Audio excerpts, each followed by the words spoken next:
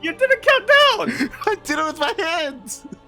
What? I was alt tabbed. I wanted to read what was going on in game. And go ahead, mate. Go ahead. Should I?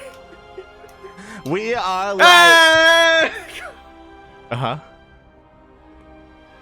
We are live with Who is Amateur King number 3, Group B. Of course, I guess I'm your host, Light VIP. With me is the lovely, the beautiful, the dark Yaku of the Zaku. I know it's been a while since we've been live here on the channel. It's been 8 hours. It's been 7.5 hours, but we are back with some more wonderful, beautiful South Korean StarCraft. I've been cast off this entire time. Maybe we wait this long. Exactly. As you can see here, this is a bit of a new tournament that we are casting. I say new, there have been 2 other iterations of said tournament, and this is in a pretty cool way. I was about to say it's kind of GSL format, but GSL doesn't even have this format anymore. Yeah, it's one of the last bastions, I guess you could say, of the previous GSL format. Of course, the big difference is there is only going to be 1 stage of groups for this, and then we jump straight into the playoffs. But yeah, just about everything else is the exact same as GSL. It's basically jumping straight to round 16 of GSL back in the day, and going from then on. You can take a look at the bracket here, !B in the chat. We are going to be covering Group B, as Group A did get postponed.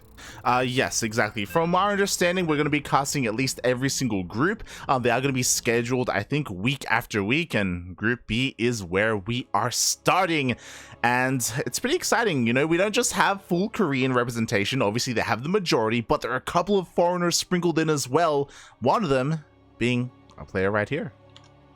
Yeah, surprised that we're starting off immediately with him since...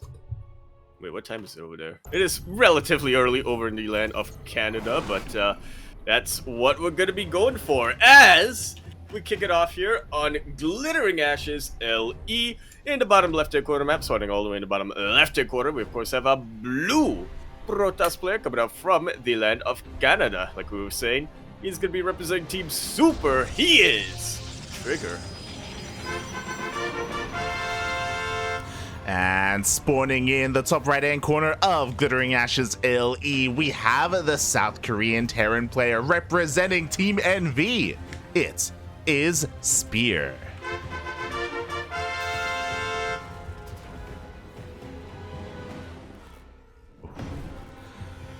And talking a little bit about the event itself as we get into the swing of things here, I also want to give a reminder to everyone, there is also a Matcherino page for this tournament, ! Matcherino in the chat, if you want to have a look at the page yourself. There are no coupon codes, unfortunately, but if you want to help support the tournament itself, you can donate, you can add to the prize pool. And not only that, but our player right here that's representing Team Super, Team Super is also sponsoring this tournament as well.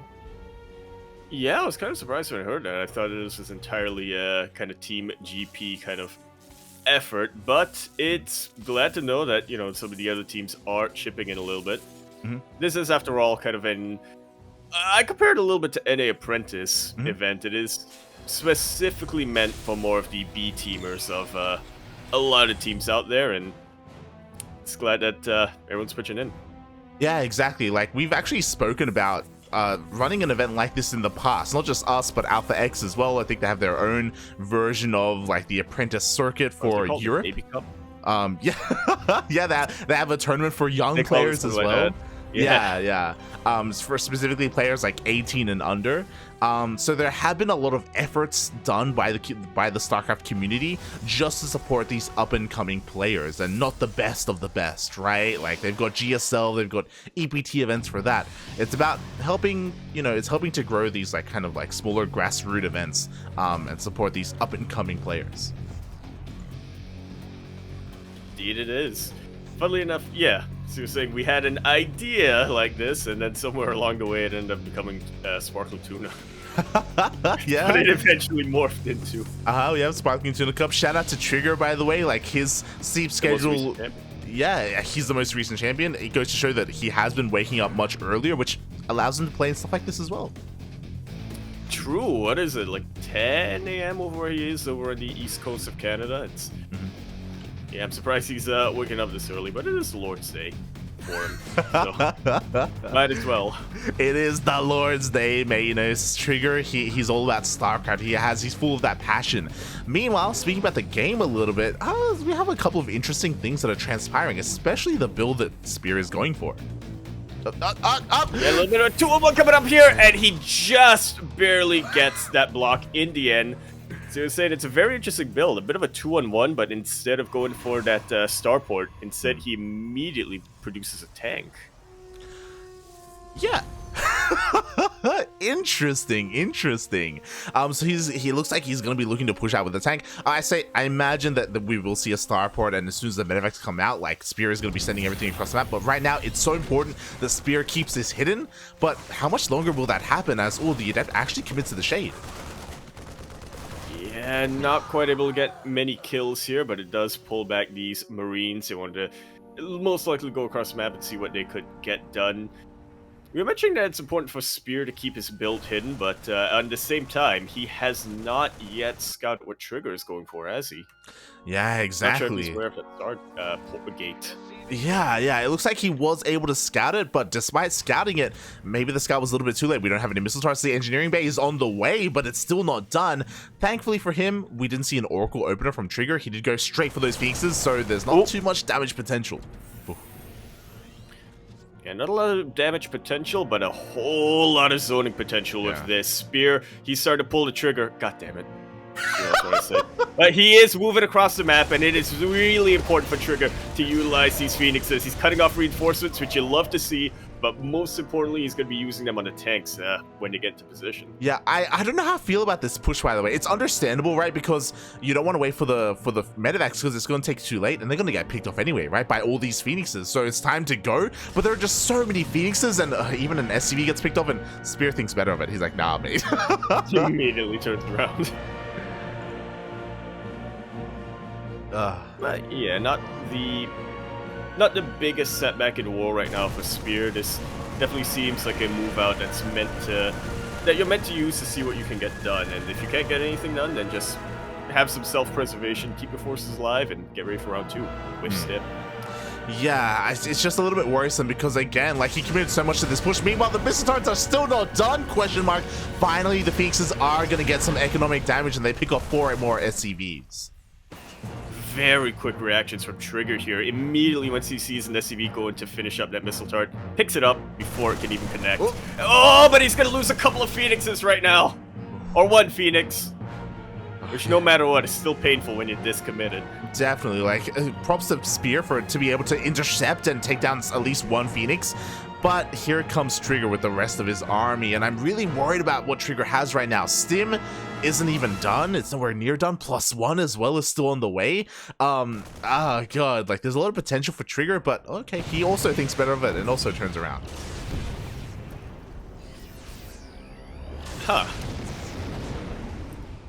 And turning around is definitely going to benefit Trigger a little bit more than it's going to benefit Spear. Spear, right off the gate, wanted to play aggressive. He wanted to go for a little bit of an earlier push that will deal damage to Trigger's economy. In fairness, it does seem like Trigger delayed his own third base by a little while, but on the flip side, he's also getting a lot of tech behind all of this. Thermal Lance is on the way, he's transitioning out from Stargate to Colossus. Exactly, like, he's just gotten so much value with the Phoenixes. Look at the units lost tab. All this damage that has been done has been purely off of the Phoenixes. Spear, for the second time, is pushing out across the map, this time with the medevac, so he can stim a little bit more freely. But the defenses from earlier are still here. We have a shield battery, we don't have overcharges, we don't have enough energy, but we have a Colossus. I don't know about this, mate. Yeah. Spear going for the multi-prong, which I'm not entirely sure how I feel about. He is getting a lot of probe kills, and immediately he sees the Colossus, he turns around once again. Says, nope, I cannot fight that army, not with a Colossus and 2 Immortals. I respect that. He doesn't want to throw away his army. It's good. He cares about his Marines. He cares about his soldiers. He cares about winning is what he cares about. He really does. And And he knows that he can't win if he throws away his forces. And even behind all of this, still a fantastic amount of value that he's gotten. He's more than equalized worker damage. Exactly, like that drop more than paid for itself. That's really something that Spear needed. Now he's ahead in workers. Now he's ahead in economy because he also has mules. Meanwhile, the Phoenixes are left a little bit idle here, but the tanks were left a little bit exposed. In come the Colossus. But these tanks are on the high ground. These Zealots are still a little bit slow. Doesn't seem to matter in the end. With the high ground vision of the Phoenixes, the Colossus, with their thermal ants, are able to chew through the bio. Tanks and mines have gone down, but is Trigger bleeding out too much? Does he have any Phoenixes left? The Phoenix count was reset, so that was a nice pick off there by Spear. Was it worth losing all those tanks though? Bearing in mind, the Phoenixes did get a lot of harassing damage earlier. They picked off a couple of units earlier. They were even harassing the medevacs. Obviously it's better to keep the Phoenixes alive, but you could argue that the time for Phoenixes has come and gone. Yeah. There's also an argument to be made that the time for tanks might have come and gone as well, but it's still nice to have a couple of them defensively. It is. Like, sure, Spear wants to transition to Widow Mines now, but, I mean, you don't want to be losing units unnecessarily. Exactly. I don't know how much pushing power Spear really has. Ooh, as the Observer does catch the army, now Trigger is fully aware. He repositions in time to intercept him at the ramp, and pushing up this ramp, it's just not going to happen. At all. Vikings try to see what they can get done, and the answer is not too much. All of these Marines getting evaporated with the power of the Colossus. The Widow Mines will not even be able to get a connection. Like, he gets one connection.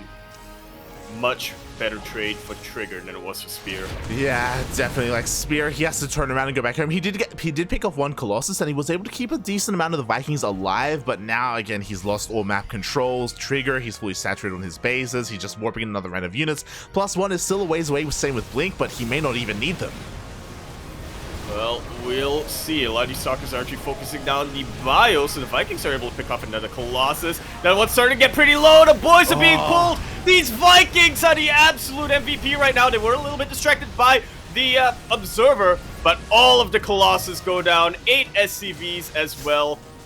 Trigger does pull ahead in the worker count, but he lost all of his Colossus, so was it worth it? I mean, that was close. I don't know if you noticed, but Spear even focused on the Warp Prism as it was warping in a massive wave of Stalkers, so he was able to cancel that. If that didn't happen, it's possible that Trigger would have been able to break him then and there, so that was such a clutch defense. Spear holds on, and now, like, with the Colossus count reset, the game is kind of resetting. Like, things are looking now up for Spear.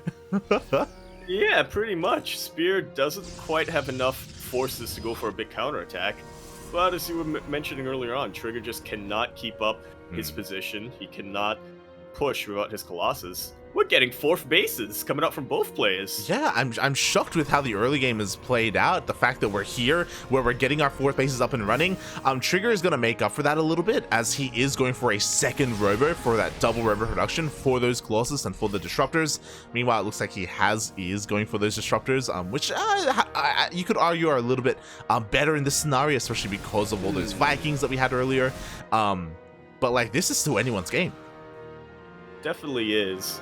I think the key word you said there, Light, was the Vikings earlier. Yeah, as true. now Spear is petitioning full fort to Liberators. Yeah.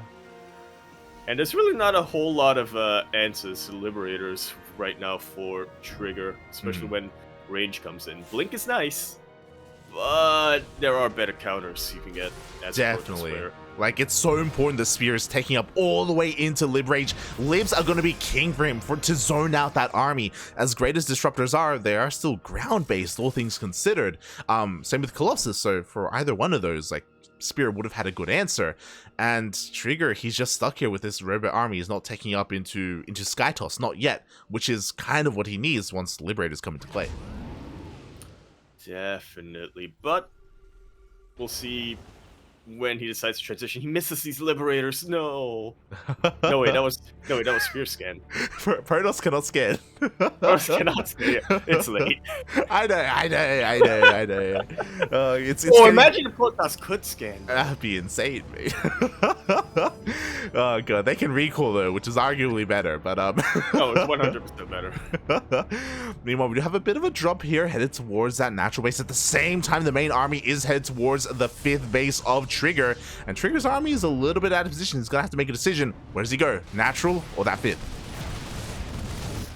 Well, he's warping in a couple of units to help with his natural. The purification Nova gets the juiciest connection it could possibly have gotten. That was one disruptor. One disruptor. The libs weren't even here. They finally woke up, but a little bit too late to zone out the ground army. We still have 3 more disruptors where that came from, and Trigger has to be careful. Oh my god! Nova. He can't keep getting away with it, and it looks like he won't just yet. One of the Liberators gets sniped, but there's just not enough anti-air right now for Trigger. Spear lost a lot of units unnecessarily there. I mean, there's no way to sugarcoat that, but he still looks like he still has enough Liberators in the skies to maintain his front line. Oh my god, yeah, I mean, he really doesn't have much of a bio army, but it's the Liberators that are really keeping him in this game as he leapfrogs forward, but he forces the blink on, and Trigger, I don't know if this is a fight you really want to take. Look how many freedom zones there are. Oh. Yeah, the freedom zones, the concussive shell marauders are really taking out all of these stalkers. There are still 4 liberators in the sky and plenty more where that came from. And now, I mean, Spear just needs to make sure he doesn't die to purification of us, which is entirely possible in all fairness. Oh god, we'll see as now Spear's getting in a really awkward position. His lip count is getting a little bit lower. Ooh, nice snipe there on one of those disruptors. Second disruptor though does get another decent shot off. And throughout all of this, unfortunately, Spear hasn't been able to deny this 5th base, but he has been able to deny the mining. He definitely has. I don't know about this move right now. Spear getting a little ahead of himself. He loses bio army and his liberators were way too exposed. Trigger pushing him back all the way to his bases. But I don't think he's going to be able to do much more from there.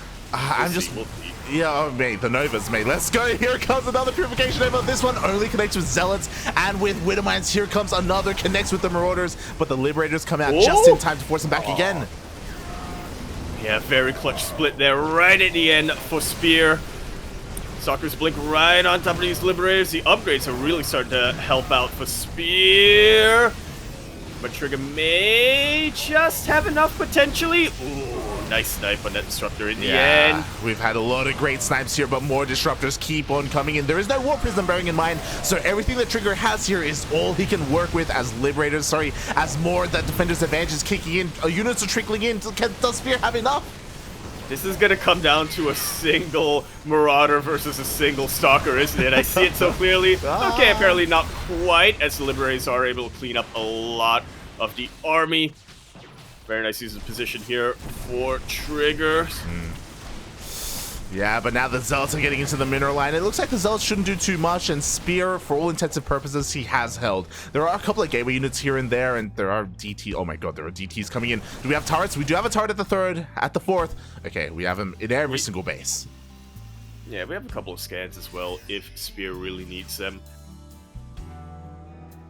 And yeah, once again, we're kind of resetting the entire game. This time, though, very big difference is that Trigger has is gonna have anyway a massive economic lead once he finishes up his 6th base. Yeah, like I was about to say that the big difference is that Trigger has been losing a lot of his high-tech units. He's been losing a lot of Colossus, a lot of Disruptors. But looking at the units lost, I didn't realize 14 Liberators have died this game. Oh my god, that's crazy. Liberated from this life, what they were. Yeah, like the resources lost isn't too different between them. Obviously, Trigger has lost more gas due to losing all his disruptors, but again, like Spear likewise hasn't been taking too much care of his Liberators. Yeah, I'm getting a little bit worried right now for Spear. You know, he's Trigger has been able to force 2 scans out of him. And that's not what you want to be doing when you're down on the economy. He has a little bit of an advantage when it comes to the army supply, and if he has the correct position, I think he can take a direct engagement, but it's a bit of a tall order.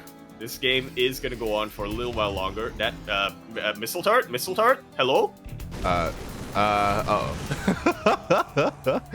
Oh, thankfully we did have a scan available. Thankfully. Oh god. Thankfully though. I'm sure he'd much rather mule, but I guess it keeps him alive is the important thing. Oh boy. Yeah, he does keep it alive for the time being. Meanwhile, here we go. We're getting fully saturated on 6 bases now. Both players are getting back up and running. I say back up because, again, this has just been a slugfest. Like, it's been so brutal between the two of them this entire game. They just keep, like, bashing each other down, and no one wants to let up. I wonder if we'll hit 50k minerals lost for both players this game. It seems entirely possible. We're getting this there, isn't a replay cast, I just remembered. We're getting there, mate. Meanwhile, the army of Trigger is headed here on the left-hand side of the map. He does run into the main army, though. He cannot find headway. Ooh, decent dodge. And look at all those... Oh my god, look at all those Liberators. It was a fantastic dodge, man, in the Planetary Fortress. Throwing in a little bit of firepower. Spear still losing SCVs to the DTs, but Trigger is starting to lose bases to the double drop. Not sure if Trigger has a recall available. Oh, he does not, but he does have enough warp in. Zealots will be able to defend his bases. Kind of a weird dynamic where Trigger loses the Nexus, but Spear loses SCVs. So a little bit of a trade-off here and there. The drop survives, by the way, so now Trigger has to commit some supply to defend at home, or at least leave some supply open for warp-ins, but he's maxed out, so he has to respect this drop. He definitely does. For the time being, though, he can afford to spare a little bit of supply, but Spear isn't too far off when it comes to catching back up on the army supply. Is this a good enough position for Spear? It is. Trigger is going to be backing off, trying to figure out a better way to deal with this. Once again, it really comes down to his anti-air, I feel. Yeah, exactly, and it looks like these Liberators, they're just bullying Trigger so hard right now. Another base is going to go down. We have another double drop here towards that third base, and Trigger finally recognizes... Ooh, as the drop gets cleaned up, he recognizes, I need Sky Toss. Fleet Beacon is on the way, second Stargate is on the way. We needed this much earlier. We definitely did. Now Trigger definitely needs to slow down the momentum of Spear as much as possible so he can get back into that Stargate cell. He also needs to throw away a little bit of his army, I just realized. He is maxed out. Yeah, exactly. It's not the ideal composition to be maxed out on. He can't make Tempests, he can't make Carriers until he trades away an army, but he has to be careful because if he trades away too much, then it'll trigger a counterattack. I get it. Yeah. There's just something about seeing the pew pew pew of mass liberators that always gets me.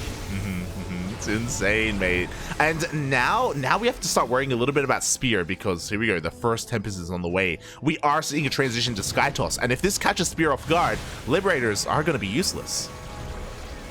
Yeah, we were mentioning a little bit how Trigger doesn't want to trade too inefficiently here when it comes to, freeing up a little bit of supply.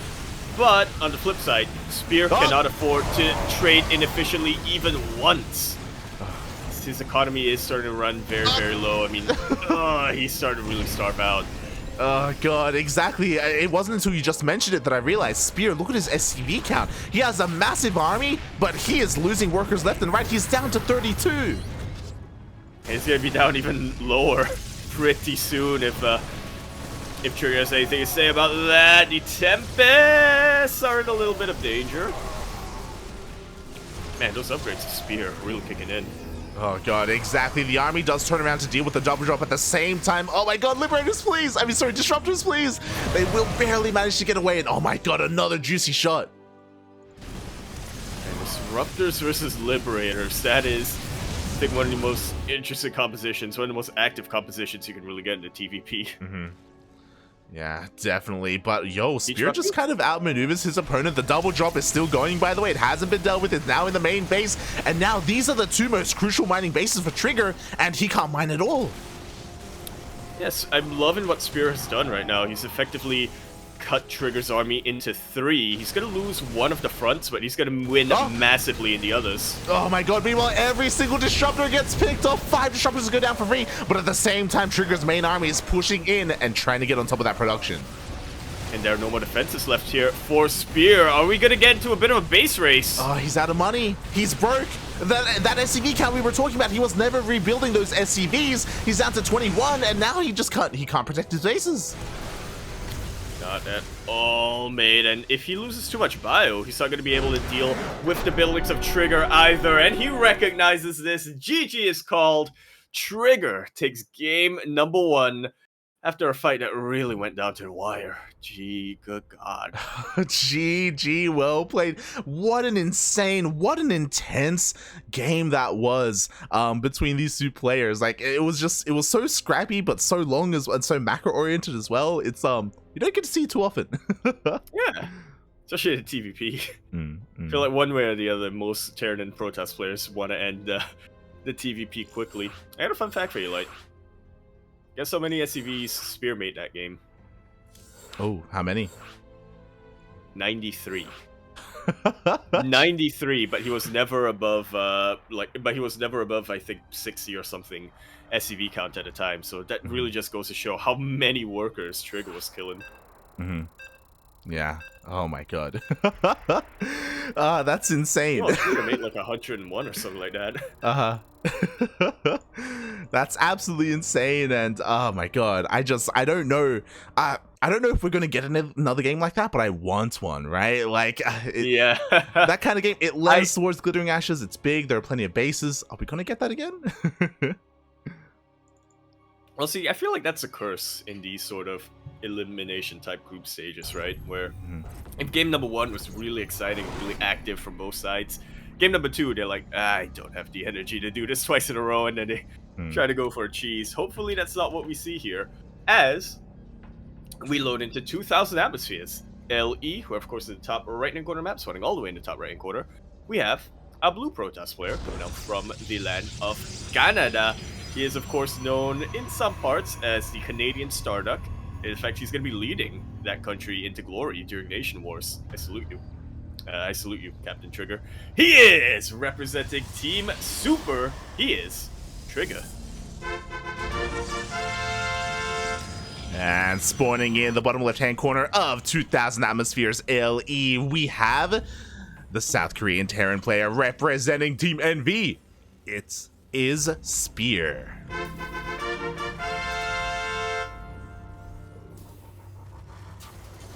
And I wish I checked at the end of the last game how many Liberators Spear lost and how many he made.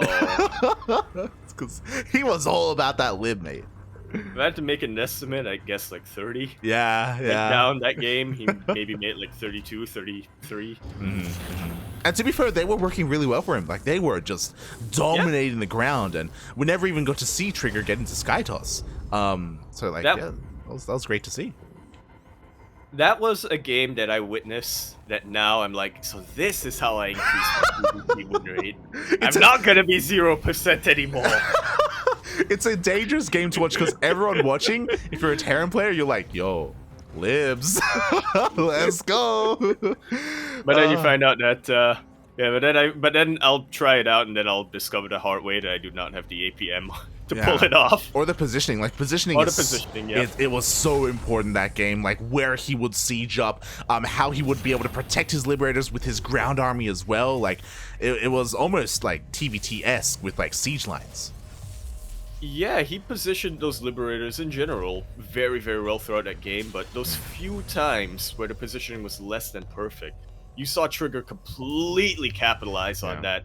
Tried a little bit inefficiently, you know, Blinky Stalkers directly on them, but the important thing is he was able to clear skies for a little bit, give him some breathing room. Yeah, exactly. And in the end, it is kind of what led him to the win. I say kind of because obviously it was that Spear just didn't really have the economy to sustain like the future of the game. He just didn't have workers at all. So it was just kind of a battle of attrition over time. Yeah, you know, some of the more exciting games, I think. What's it do? Just come down to that one unit versus another unit. Not exactly what we got, but it might as well have been. You scale it down a little. Yeah, definitely. It was a treat. It was a very unique PVT, and we'll see how things change up here because once again we have a unique PVT and Spear, mate, he's got one extra Rax. He has got one extra Rax. It's a unique PVT, but not as unique as the previous game, and by that I mean it's 3 racks is something that we do see every now and then in TVP. 2 racks tank? No, not as much. I gotta say.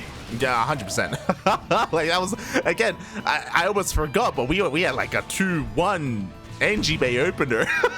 It was 2-1 NG Bay, yeah. Yeah, it was crazy. It was crazy. It was from 2-1 with +1 from Spear in game 1. But we do have a 3 racks here instead. Concussive Shell is already done, and now with Concussive Shell, Spear can be able to he can chase down these stalkers, but he has also revealed his hand. You don't have this amount of bio units and Concussive Shell without it being a 3 racks.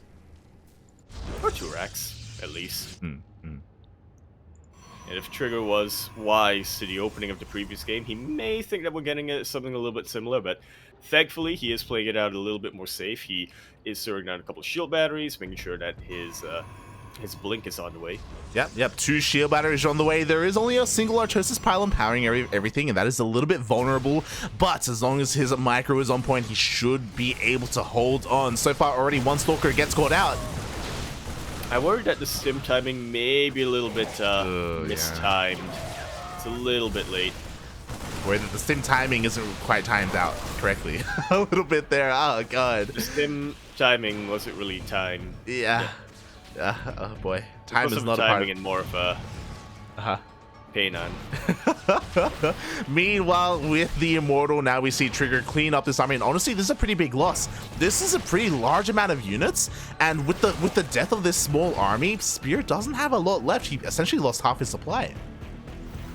Yeah, you could say that they're just bio units, and eventually they'll be replaceable. But this early on, and that many of them, it does add up. There's a little bit of a knock-on effect as the game continues. Yeah, especially because like you delay everything else. You delay your tank production, your widow mines, your medevacs. Like when you open up with a 3 racks like this, you have to deal damage. It's so important that you do because you're delaying your economy and your tech to do so.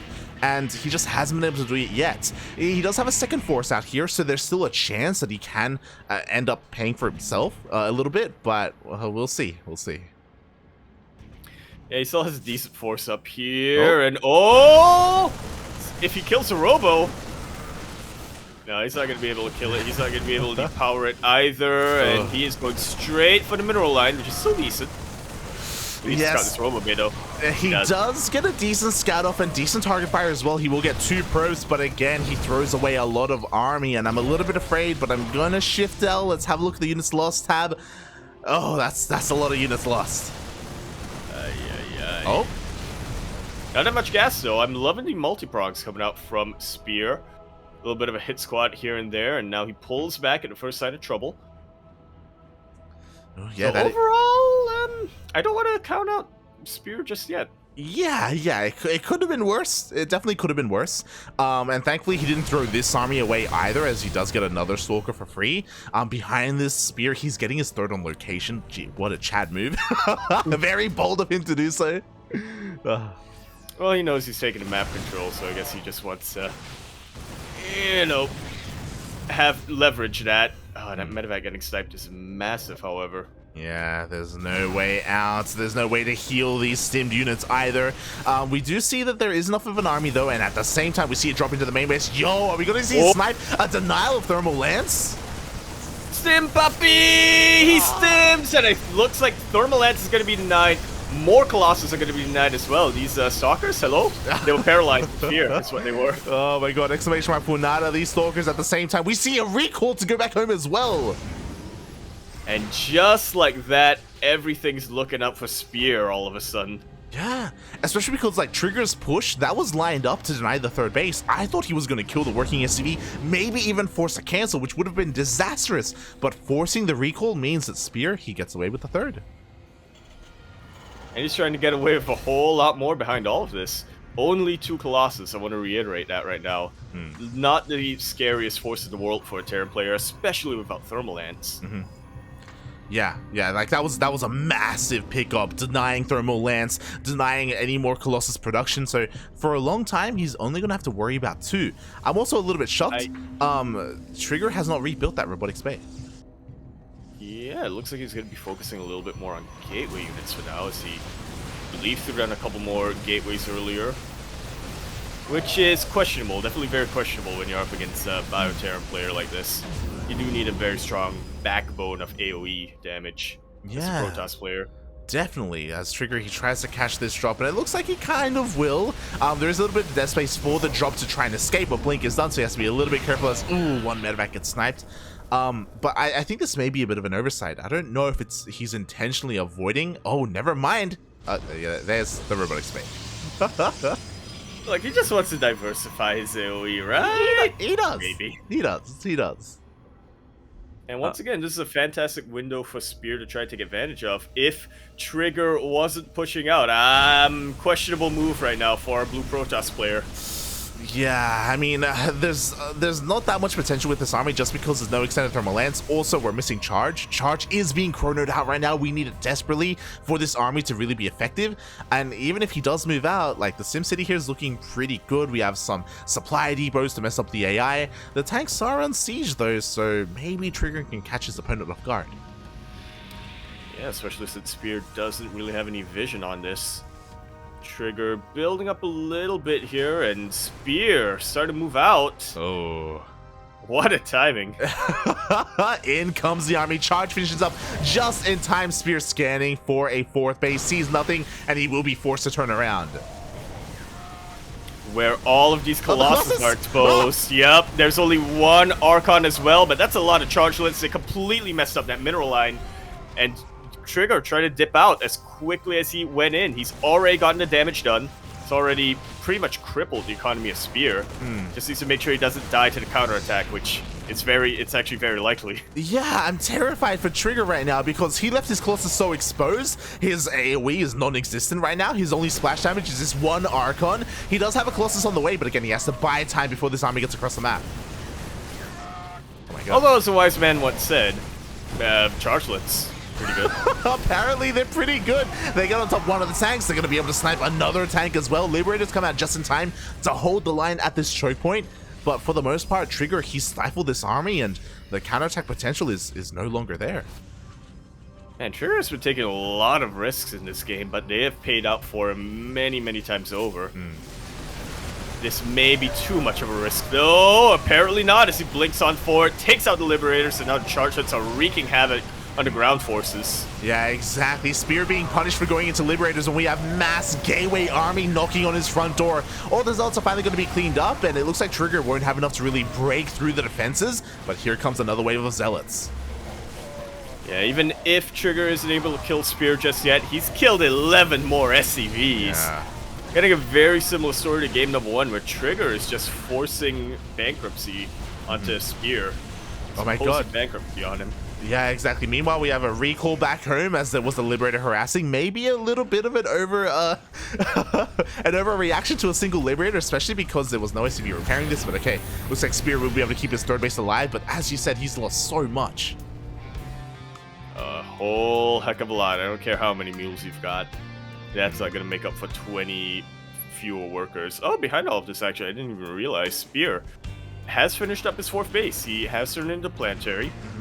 So that's a little bit of a consolation here. A little bit of a lifeline for him. Exactly. So he's still on 4 bases, especially because he kept his third CC alive. He still has full mining. He's still down pretty heavily in workers, to be fair. And now Trigger, he's been relying a lot on just mass gateway units, but now we have Colossus. We even have Storm.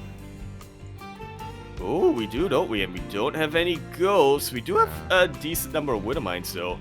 Didn't get a good connection on these Zealots, and Spear will have a little bit of an opportunity, but that's a pretty big if. Yeah, exactly. We'll see how good those Storms are. By the way, the army is punching up quite a bit. We do see a bit of a pre-sweep, but the Storms, they connect! They do connect on this Bioforce that was backed into a corner. The fourth base will go down just as it looked like Trigger was starting to lose a couple of forces. GG is called in the end, and Trigger will take that series 2-1.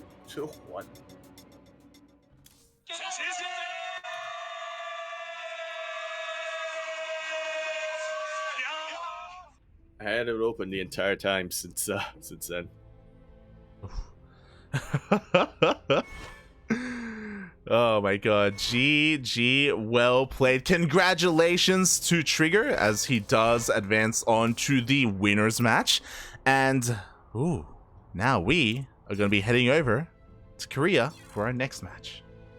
Indeed we shall. Well, hopefully we will, as there is the client does have a tendency to bug out when you switch servers in-game, but yeah, fingers crossed, fingers crossed.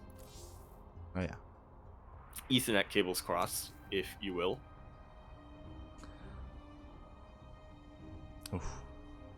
Hopefully we are able to get everything up and running here. As the players, it looks like they're just conducting their vetoes as we speak. And yeah, we'll... log. Yeah, it's not logging me in. It's all good. The players still haven't done their vetoes, so you have time. You have time. Whew. Well, good, but yeah, something especially talking about that previous game. I'm so used to underestimating the power of just mass gateway armies, like just mass zealot and stalker. Yep. Especially if you don't have enough widow mines. Zealots hurt, man. Yeah, Zealots really hurt. They are the Marines of Protoss. It almost feels as if one. It almost feels as if Spear maybe like he tunnel visioned a little bit too much and he just like went on autopilot. He's like, hey, every single game I go lives like this, I'll just do it again. Whereas the Protoss player was in a way adapting and changing their composition to help deal with that, and Spear wasn't really responding. I'm sure he was just hoping that, okay, maybe he's gonna back off, maybe he's gonna rebuild his Colossus and get into that robotic space as quickly as possible, not recognizing that just more gates get thrown down.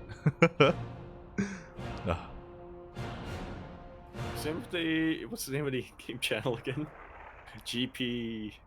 I will message it to you. Turns out I need to leave another channel first. Ah, there you go. Well, it's fine. I'm being invited to a party.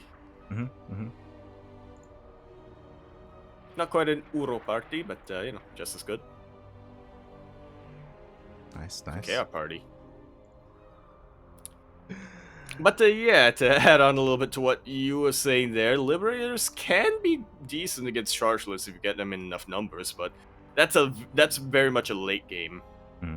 And so for the Terran player, you can't be preparing for the late game while you're dying in the mid game.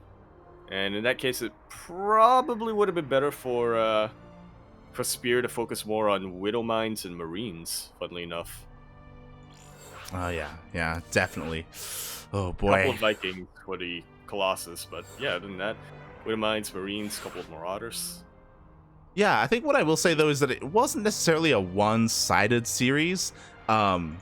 Especially game one, that was the definition of back and forth. Definitely.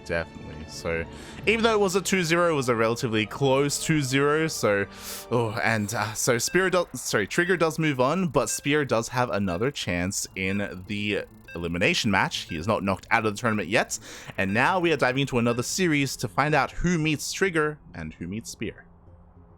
Yeah, once again, for people who may just be joining in, this is the style of this tournament is, or the format I should say, is very reminiscent of the previous GSL format. We have just without a round of 32. This is straight up a round of 16 group stage, 4 different groups, and then straight into a round of 8 playoffs. And without further ado, we are going to be continuing our group, that group being group number B, ! Patreon in chat if you do want to contribute to the prize pool. No codes, unfortunately.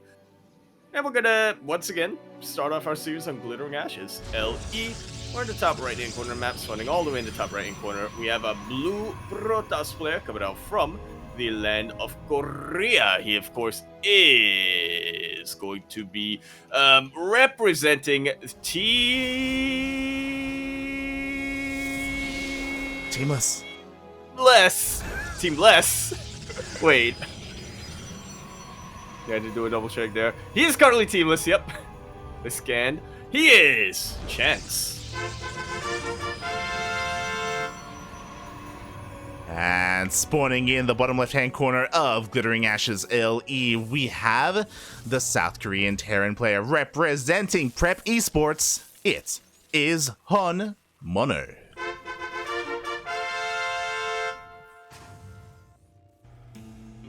I definitely had to do a double take there because it's honestly a little bit odd to see Chance, such an active player over there in Korea and somebody who, is also a pretty dang good player, be teamless.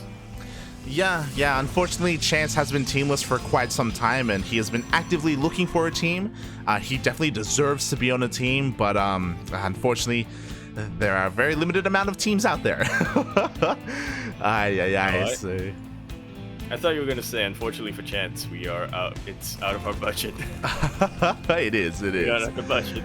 Oh god, I would love to sign a player like there are so many. There's just such much. There's such like Korean talent in the Korean scene, but it's so cutthroat as well because it's so difficult to qualify for GSL and to be, one of the best in Korea.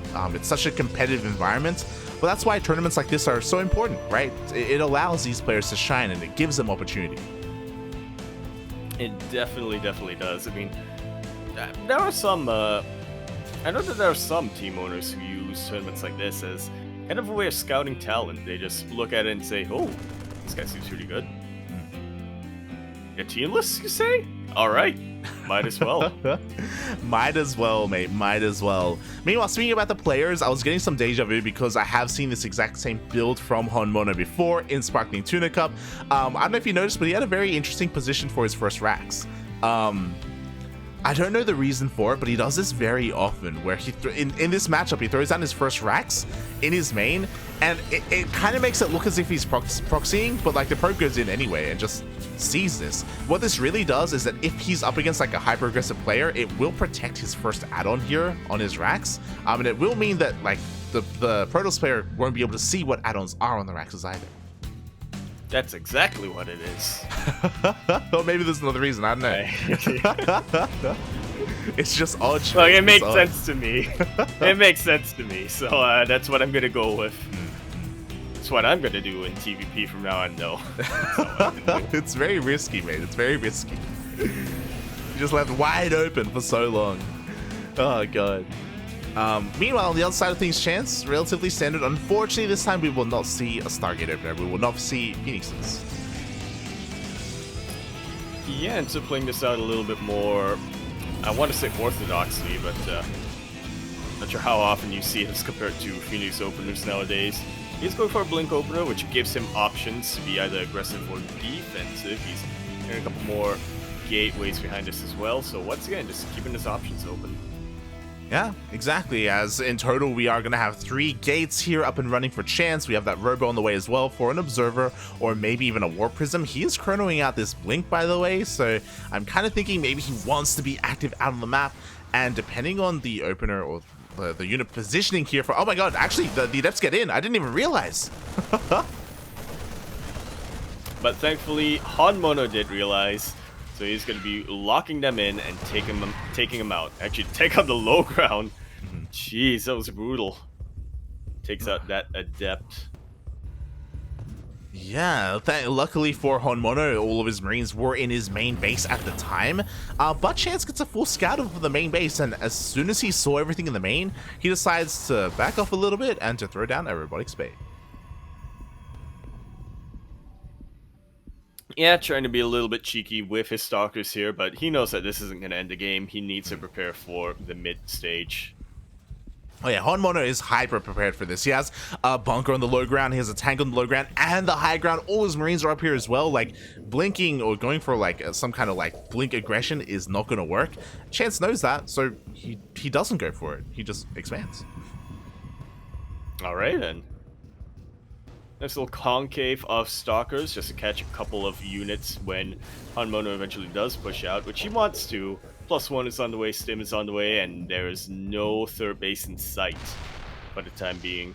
Yeah, exactly. Instead of that third base, we saw 2 more Raxes. Meanwhile, the Observer dips in a little bit, again confirming the 2-base play. And this should be ringing some alarm bells here for Chance. He has to be careful not to be too greedy and oversaturate the third, because he needs to make sure he doesn't die to this push. Well, thankfully for Chance, he is making sure that before anything else, he gets a Colossus and is researching Thermal Ants.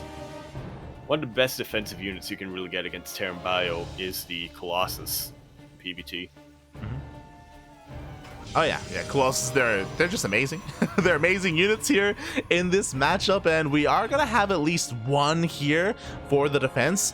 And HonMonO, I'm a little bit surprised by this, as he has 4 tanks, which is insane, by the way. Like, the pushing power of his army is here, but he still gets a 3rd base. Yeah. He doesn't want to pull the boys just yet. He doesn't want to go full Skylar. Unfortunately. So he just wants to, yeah. We should all strive to be a bit more like Skylar, IMO, but yeah, HonMonO, he just wants to get economic damage, kill the 3rd base, and then back off and transition to the mid-game with a pretty healthy economic advantage. Oh, exactly, but HonMonO, he doesn't have full confirmation right now. He scans the triangular 3rd, confirms there's no base there, but there's no way his opponent's on 2 bases, so he should be able to deduce the base on the left-hand side, and he is kind of rotating that way, but no, instead he's just securing his own 3rd. Huh. I'm not sure if this is the right call. I mean, just look at that army supply difference right now. HonMonO has a massive window of opportunity where he can get some damage done. But he's being a little bit passive here. He's afraid, which I don't blame him. I would be too. But, you're like, I'm always afraid. Yeah. That's my secret. There you go, mate. But you're right, like, the longer this goes on, the Colossus count is going to get higher. We see diversified AoE with the potential for a Storm here for a chance as well. More gateways, more map control, more map vision. Like, HonMonO with his delayed 3rd, it means that he's going to have a massive advantage in army, but he's not doing anything with it. And now that big advantage, it's like, you know, it's slipping away. Yeah, as a wise man once said, an advantage is nothing but an advantage, unless you use your advantage. Who said that? I think it was Milk. I don't know. It was somebody. It was somebody who I showed a replay to. It was Skylar, mate. It was probably Skylar. You know, they sound similar. But now Chance, he's just cruising on his side of the map. He just takes the 4th base. This is what I'm also like really concerned about, is the fact that HonMonO hasn't really done it. Like, look at his vision. He hasn't gone across the map at all. Like, he's not going for drops. He's not going for any harassment. And I feel like that part of that is like the bread and butter of Terran as a race, being able to be mobile with your drops, with your bio, whereas he's just macroing up at home. Absolutely. We had a lot of unorthodox players today, like even earlier in the ESL Open Cup Asia tournament. I feel like HonMonO is the anti-Terran almost, at least when it comes to the TVP matchup. He refuses to use the strengths of his race. Yeah, it's like a little bit odd to say the least. It is. Like, finally, 9 minutes into the game, his first drop is moving out across the map. Kind of. As he picks up a couple of units and then will back off. And I would say that, like, if you're being this defensive, then I would argue that it's on you to expand more then. Like, okay, get ahead economically instead, or tech-wise. He does have ghosts, to be fair, but, like, I feel like there are other things he could be doing, because I feel like Chance is getting away with murder, mate. He's getting away with it. He's getting away with murder.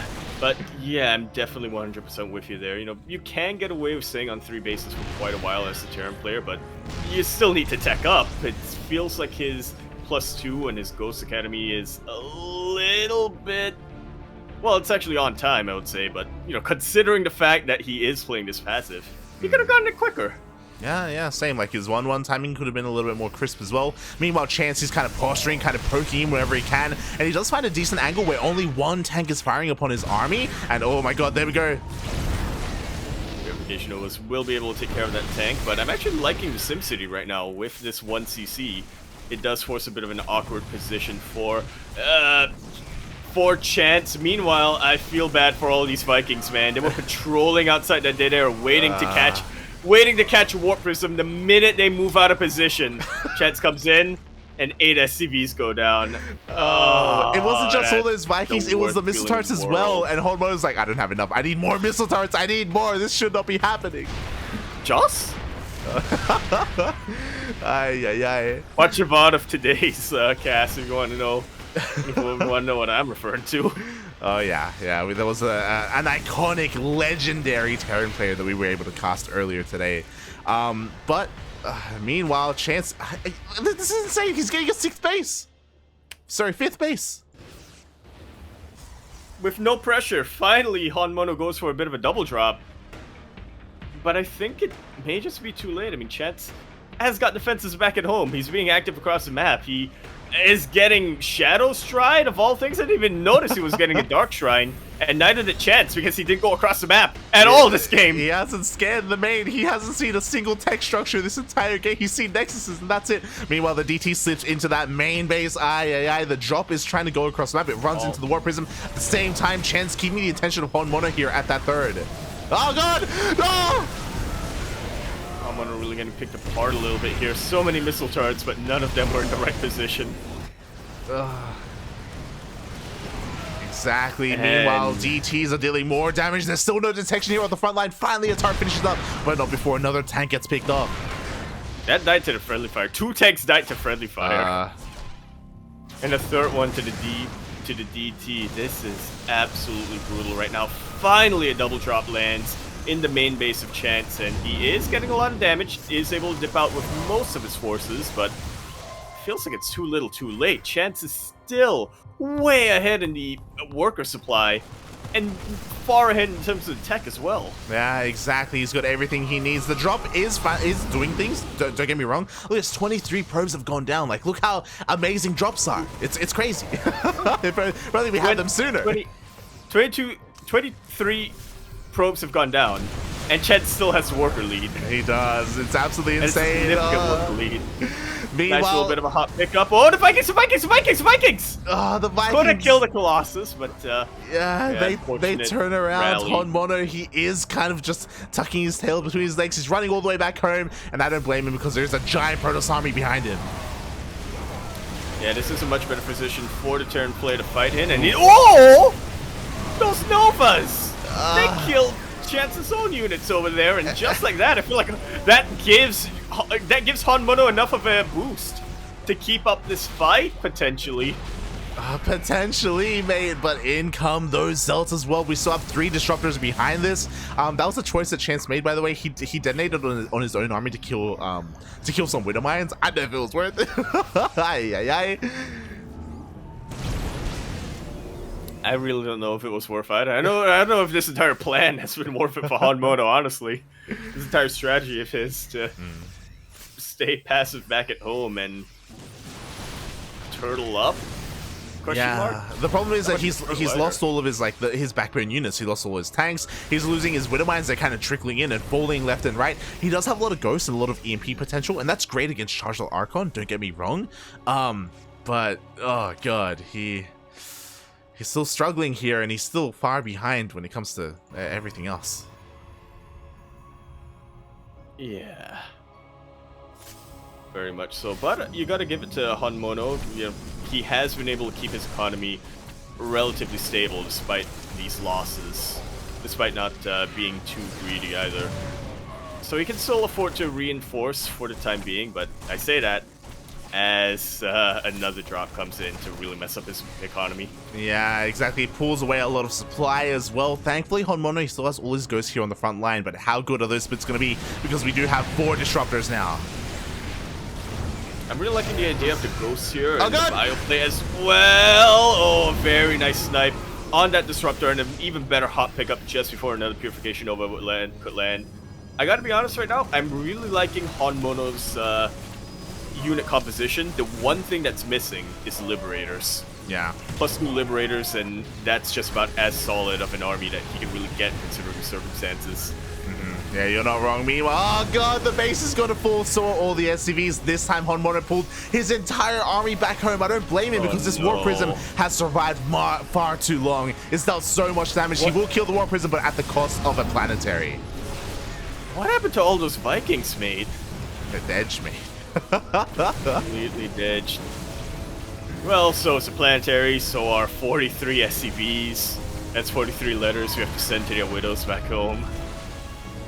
God. And HonMonO, is he trying to go for a flank or is he trying to go for a base race? He is. I really doubt he's going to win a base race, but that's what he's going for. Hey, he's got to do something, you know? He hasn't moved out. This is his first time his army's moving out across over. No, he gets caught out! No!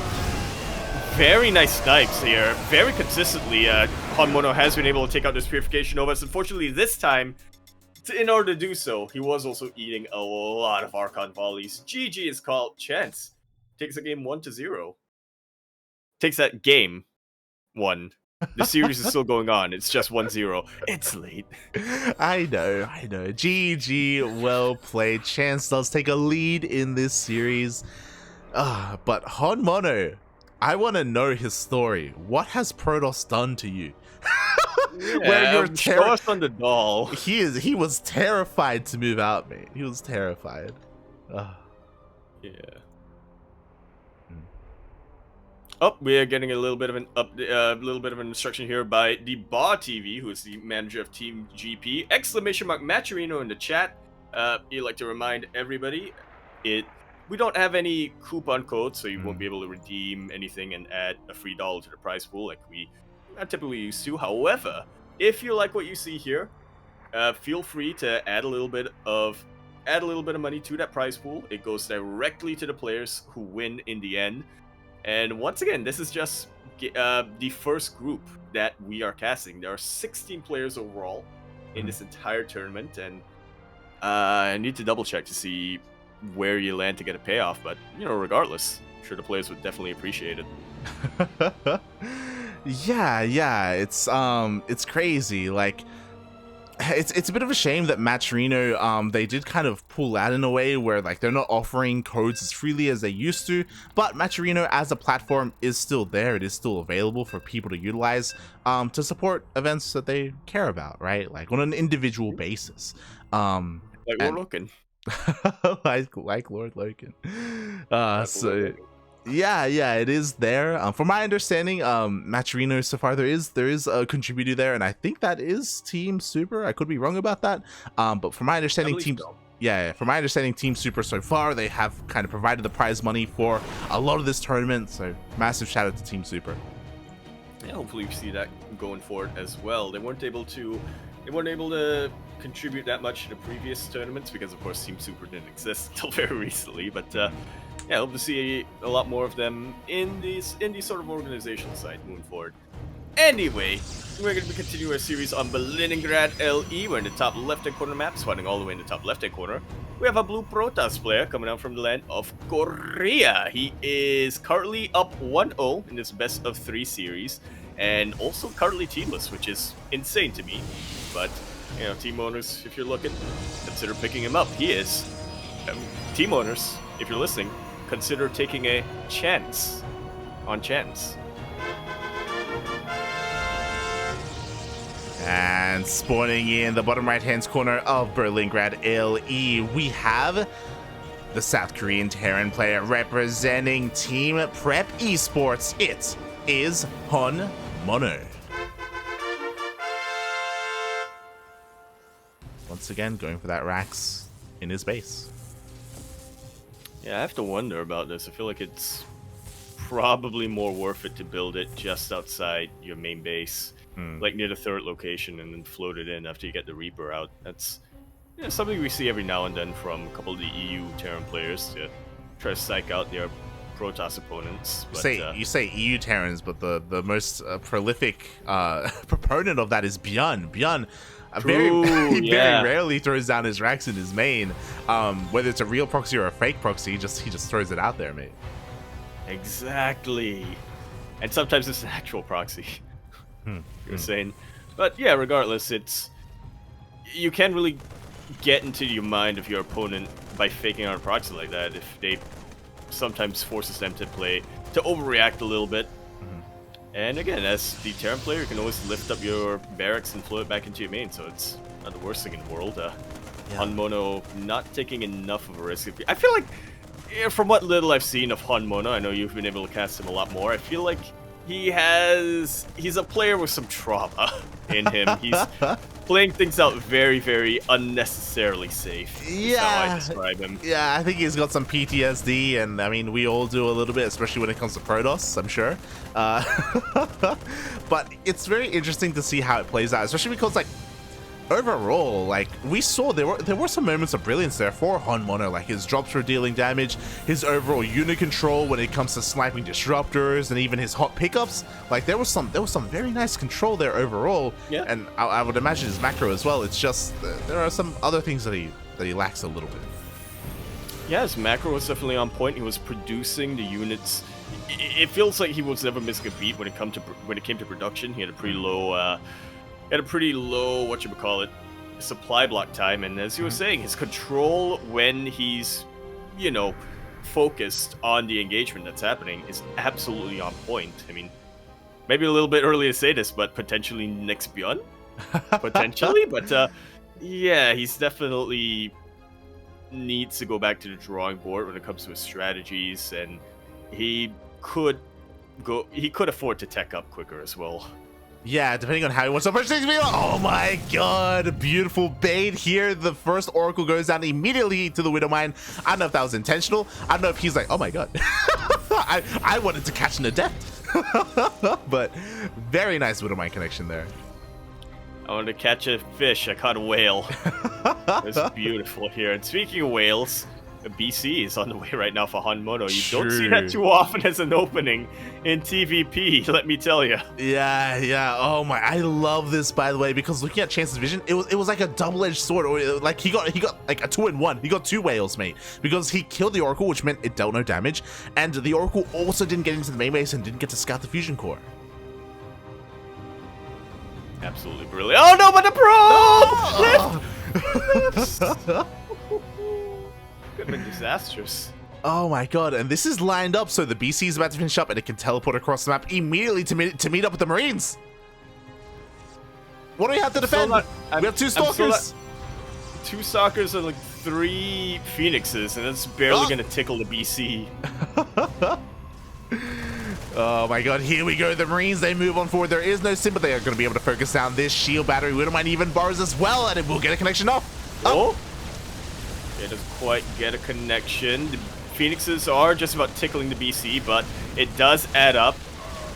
A little bit of a miscontrol here for Chance. There's a couple more probes necessary to that Widow Mine.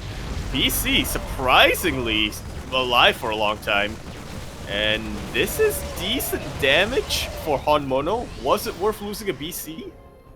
That's the big question, because HonMonO ties up the worker count. He got 8 probes. That's not bad at all. But I'm also worried that may have meant to have been like a kill move, like, because he wasn't all in, don't get me wrong. But Yamato just finished up, and he doesn't have a unit to use that Yamato. Yeah, it may not have been a kill move, but it was definitely a maim move. Yeah. It was meant to mortally wound. Oh my god! He's trying to get into double Stargate BC, double Starport BC production. Oh my god! Joss? I just realized what I was looking at. Oh no, 100%. This is Joss is HonMonO's ult account. He was testing out the build on ARJ Skater. He was refining his builds against ARJ Skater, mate. He was just testing it out, and now he's bringing it to the big leagues. What a madman! He's got 2 BCs on the way. Meanwhile, Chance, he confirms, like, he sees both starports. He knows exactly what he needs, and now we have Void Rays on the way. And the correct response here. Yeah. As a Protoss player, there is a little bit of a window where the Terran player, might be able to Yamato down those those Void Rays if they're in low enough numbers. But here's a fun fact, and here's a math fact: Void Rays produce quicker than BCs. They do, and mate, don't get me started on Chrono. If Chance needs them. Meanwhile, the first BC, or second BC, I guess technically, is waddling across the map. Is going to be saving its teleport, and will be able to Yamato the first unit it sees. And there's still a window here where he can deal damage. Like, the Void Ray count is still, there's only 2 of them, which again, prone to being Yamato'd, and Blink isn't done yet either. So we'll see how much this first BC can get done. Second, sorry. Oh. More mules are getting picked off by the Phoenixes. There's just no anti-air in position right now. The BCs are unfortunately across the map. They weren't here to deal with the Phoenixes. It's absurd as that sounds. Yeah, exactly. We do have a bit of a Yamato. Wow, 1 Yamato is not enough to take down a Void Ray. Barely. Especially with that Guardian Shell from the Sentry. It's on 1 HP. Why is that an interaction? Why do we let it live on 1 HP? Oh my god. Yeah, at that point, you might as well pull the plug. Well, I guess you could argue that shields will, when it regenerates its shields, and later on in the game it will have a different dynamic. But yeah, for the time being, it's just living on its own. Living on its own? No, wait.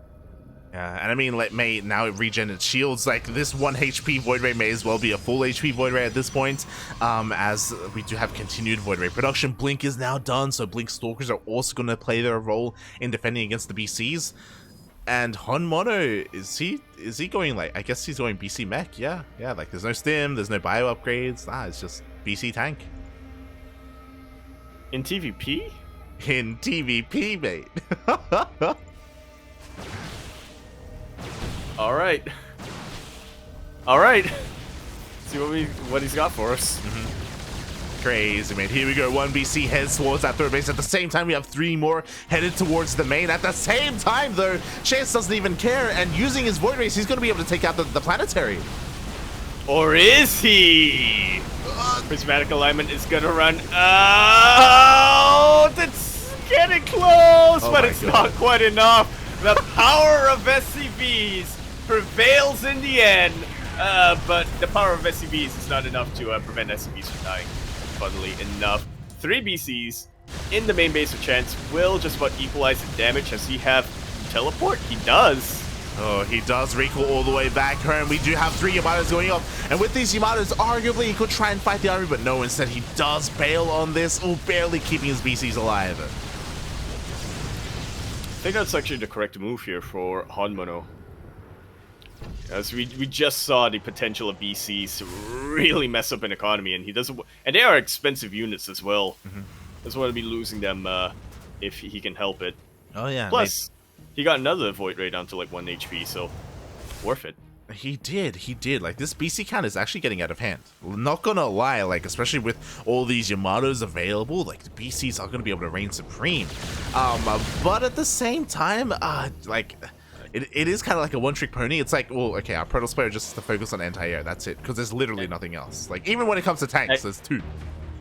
Exactly. I'm just waiting for Chance to, you know, clear up get a little bit of clairvoyance in his mind a little bit, and just throw down a fleet beacon from here. Because that's really all he needs to counter the unit composition of HonMonO at the moment. I mean, HonMonO is literally Mono Battle BC. Like, that's what his name means! like, look at the units tab. He has the BCs and the 8 Marines he made at the beginning just to fill out these bunkers. Like, it's just BC.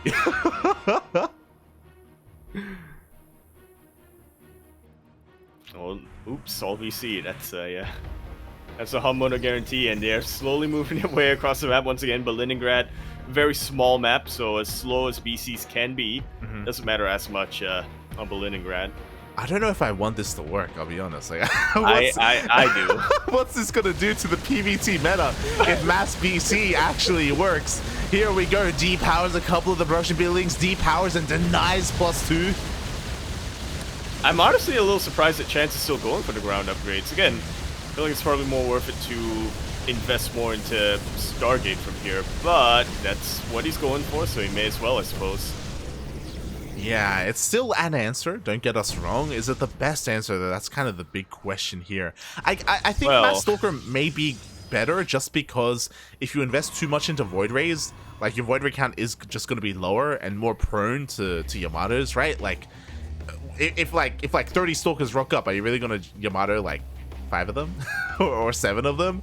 I guess that is something I didn't really consider. As good as Tempest and Void Rays are against BC specifically, it's still good to have a bit of a backbone of Archons and Stalkers. Yeah. Just in case, right?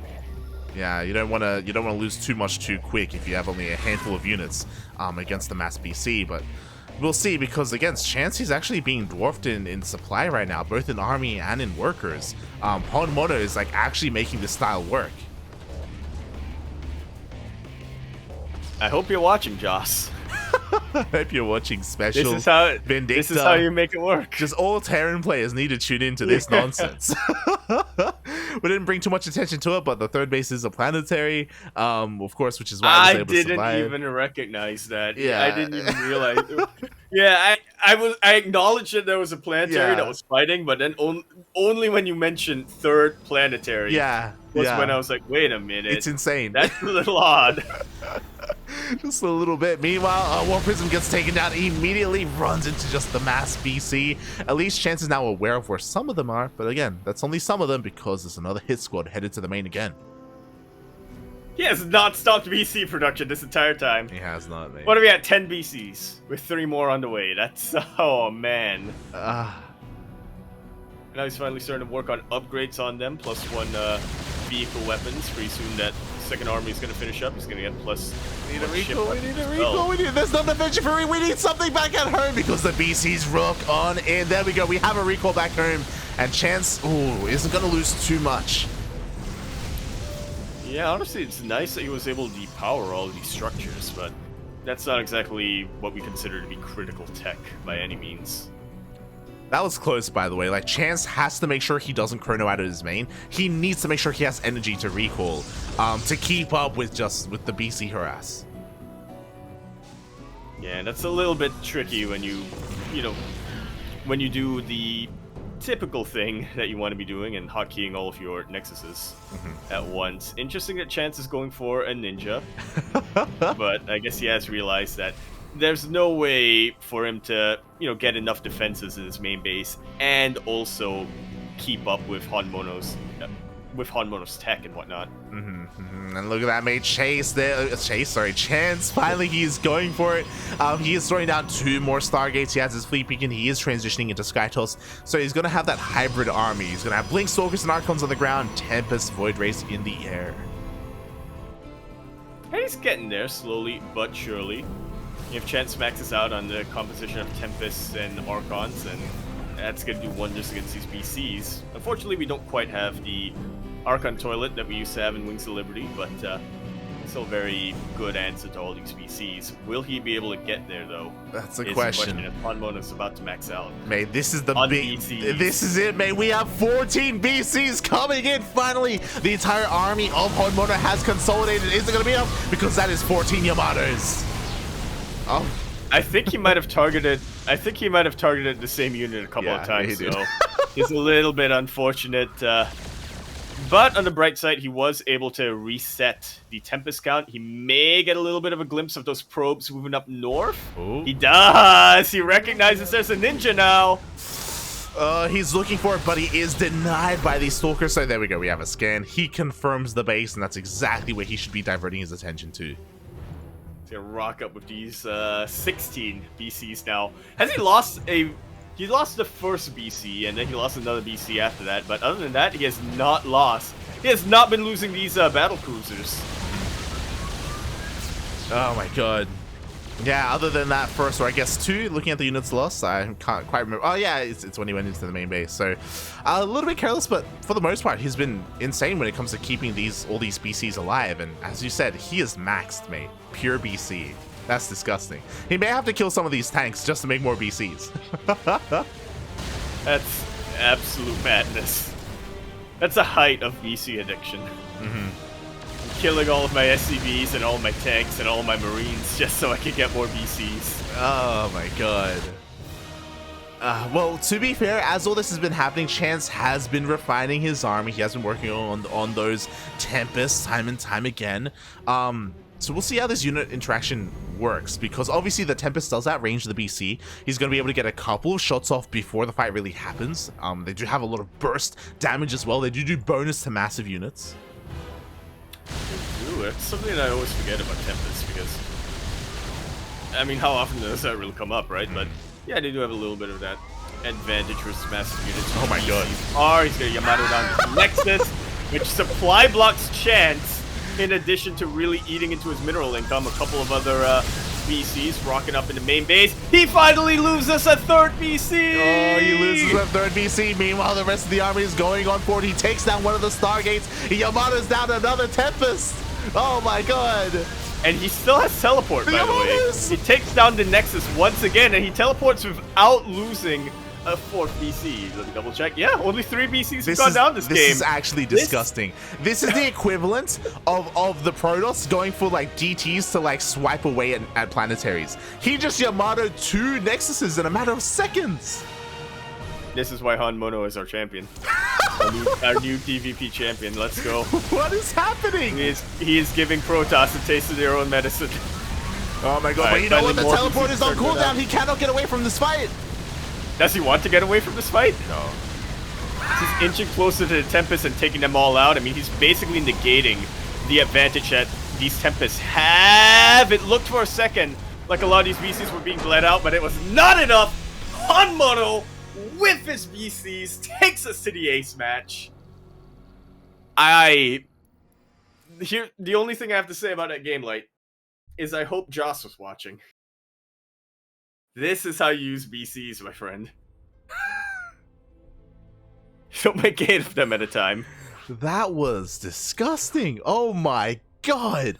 Again, I doubt HonMonO does this on any other map other than Berlingrad, just because of how small and like consolidated it is and confined it is.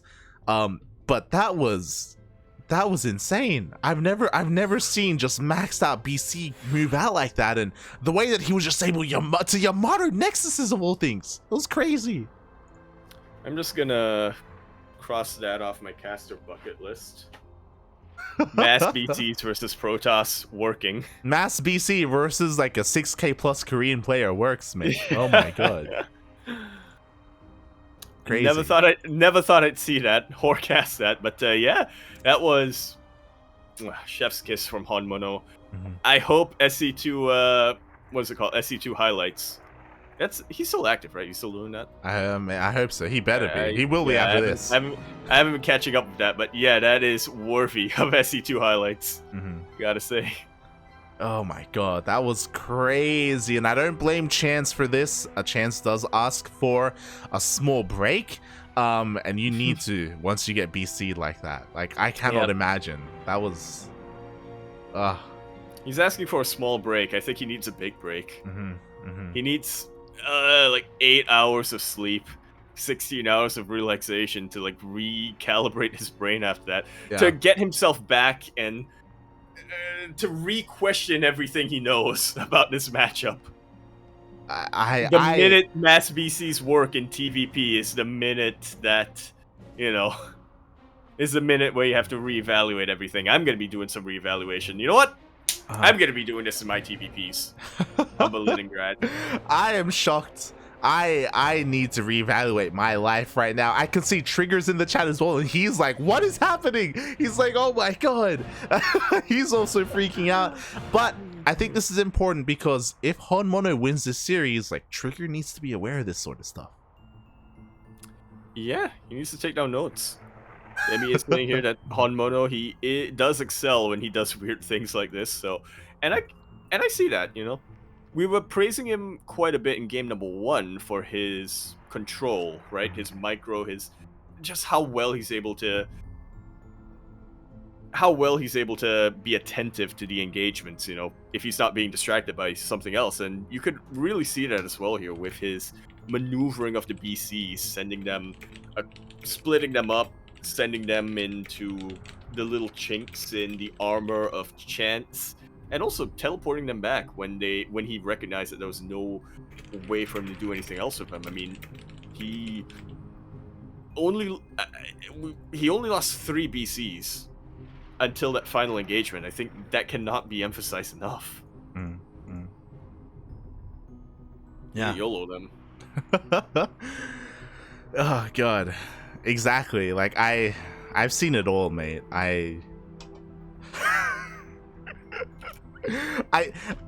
We need to spread the word. We need to message Carwin, Skylar. I want Skylar's take. Vindicta. I'm 100% after this. I'm messaging Vindicta about this as well. Yep. This was crazy. We're gonna send him the replay. He's gonna do it on stream. You know he would. That Matt man. Just wow. Hopefully Chance is okay, by the way. Again, he is still on a break. He is still just collecting himself, collecting his thoughts. And I'm worried. In his boots. Yeah, well, I'm worried because our next map is going to be Curious Minds. And speaking about small maps, you know, it's Berlingrad, it's Blackburn, and Curious Minds. You know, those are the 3. And if HonMonO could do it again. He really could. I want him to, almost. I'm not sure if it'll work 2 times in a row, but I kind of want him to go for it again. Oh boy. Yeah. Yeah.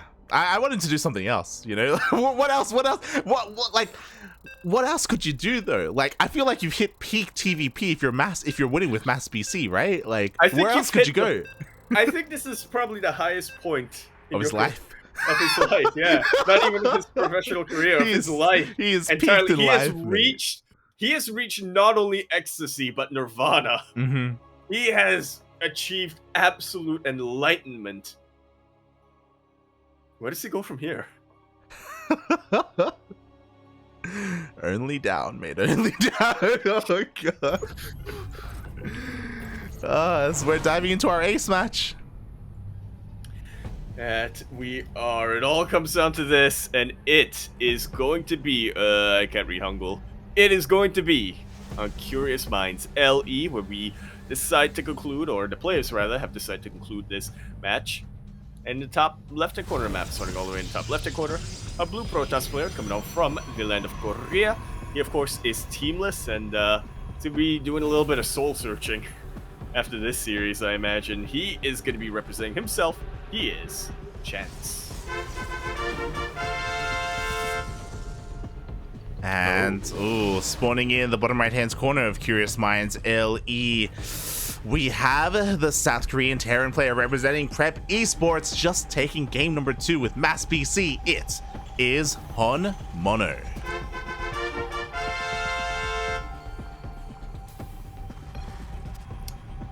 Being informed here by the Bar TV that unfortunately there seems to be a little bit of an issue here with Chance. Hopefully that doesn't impede his performance here, but also hopefully he doesn't, it's nothing too serious either. Yeah, it's a bit of a shame that Chance is experiencing health issues here and now, just because this is a GSL group, which is kind of like an endurance test as well. Boy. Yeah, no, that's that's worrisome.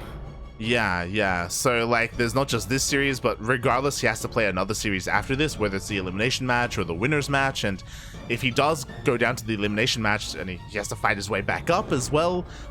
So, like, again, there is a lot of StarCraft that you're committed to here. So, hopefully he's able to recover a little bit.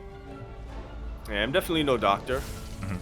I mean, not a doctor. As many people have reminded me of that, but yeah, I mean, hopefully it's nothing too serious, but there's a very real possibility that, in the interest of his health, it's a breathing difficulty. He may end up needing to forfeit if it gets really serious. Yeah.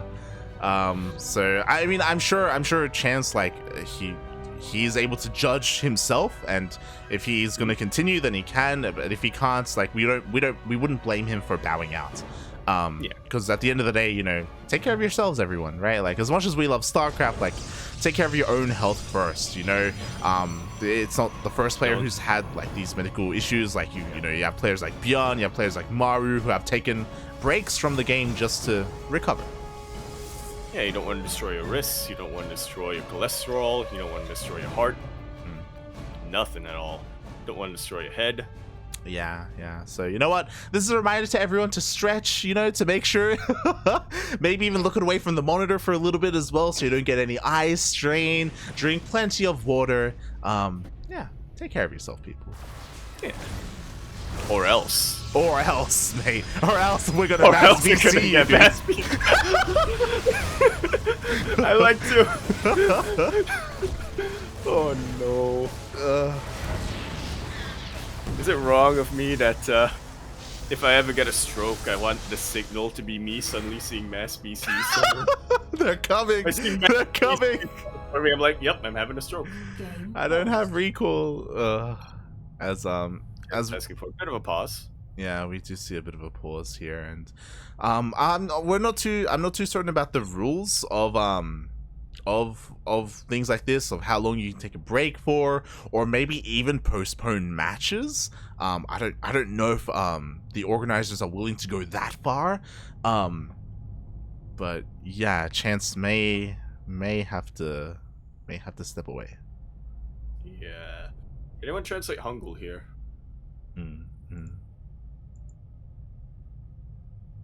Oh boy, oh boy. Let me see if I can Google Lens this. Go for it, mate. Go for it. You've got our translator Yakuzaku on the scene. I've actually never used this before.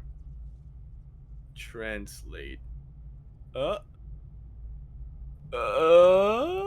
Tap on the words. I'm really sorry. Can you give me... Wait, is he asking for 3 minutes? Can you give me 3 minutes? My body doesn't feel strong. Oh no. Yeah, again, hopefully it's nothing too serious, but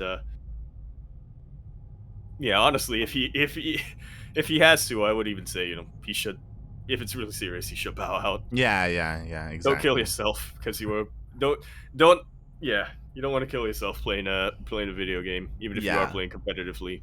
Yeah, you know, even if it is high stakes.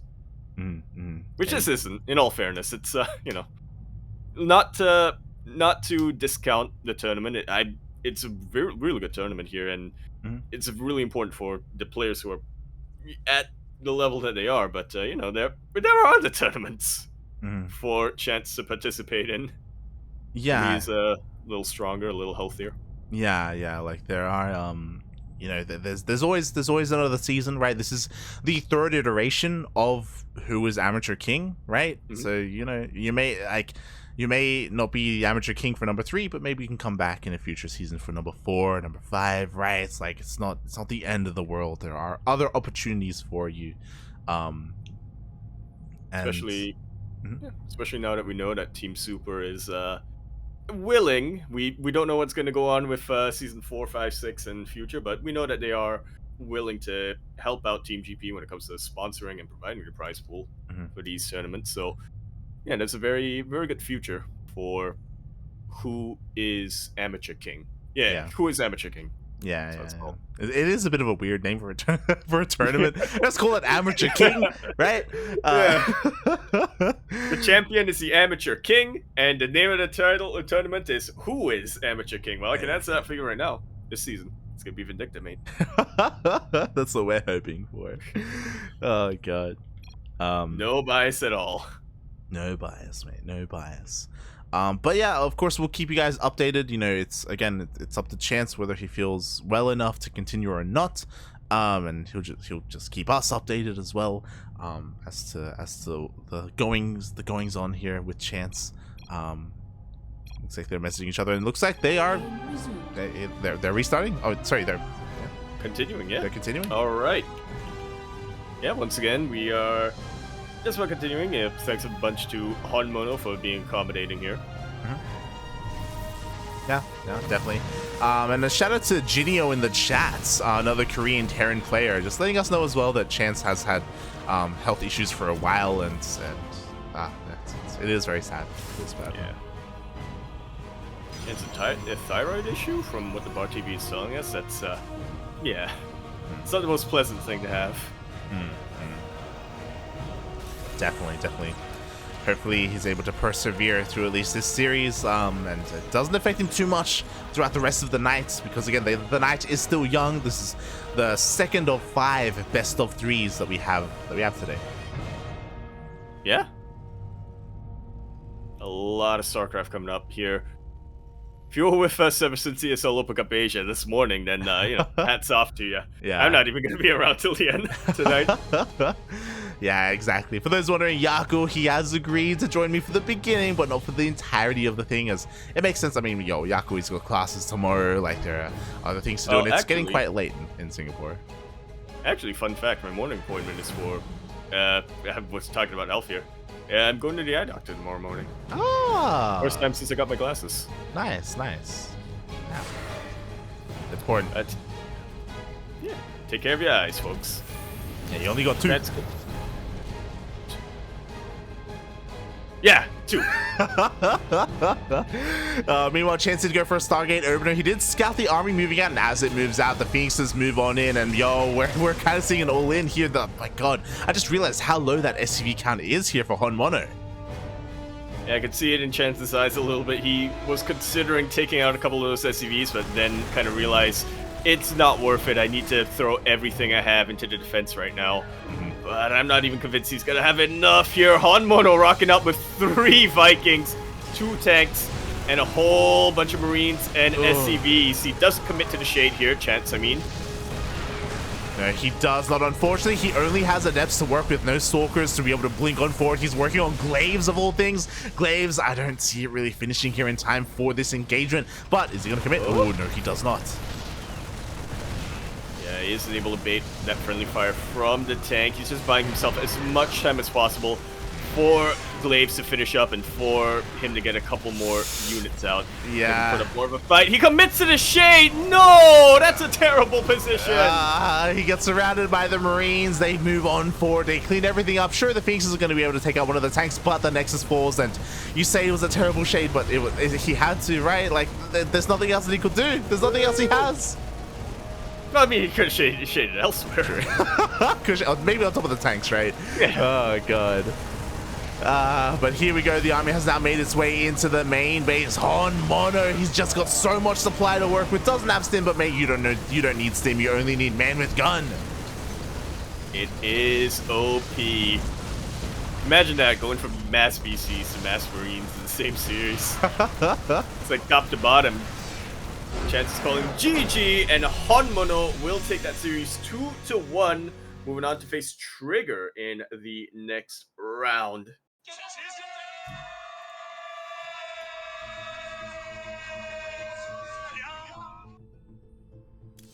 GG.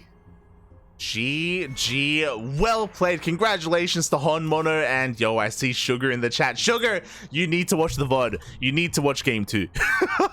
Oh, absolutely. Every Terran player needs to watch Game 2 of this series. It was wild. It was crazy. It is a shame that, you know, potentially health factors did come into this series as well. Again, we wish Chance the best. Wish him the best. Absolutely do. Yep. Heart Chance there.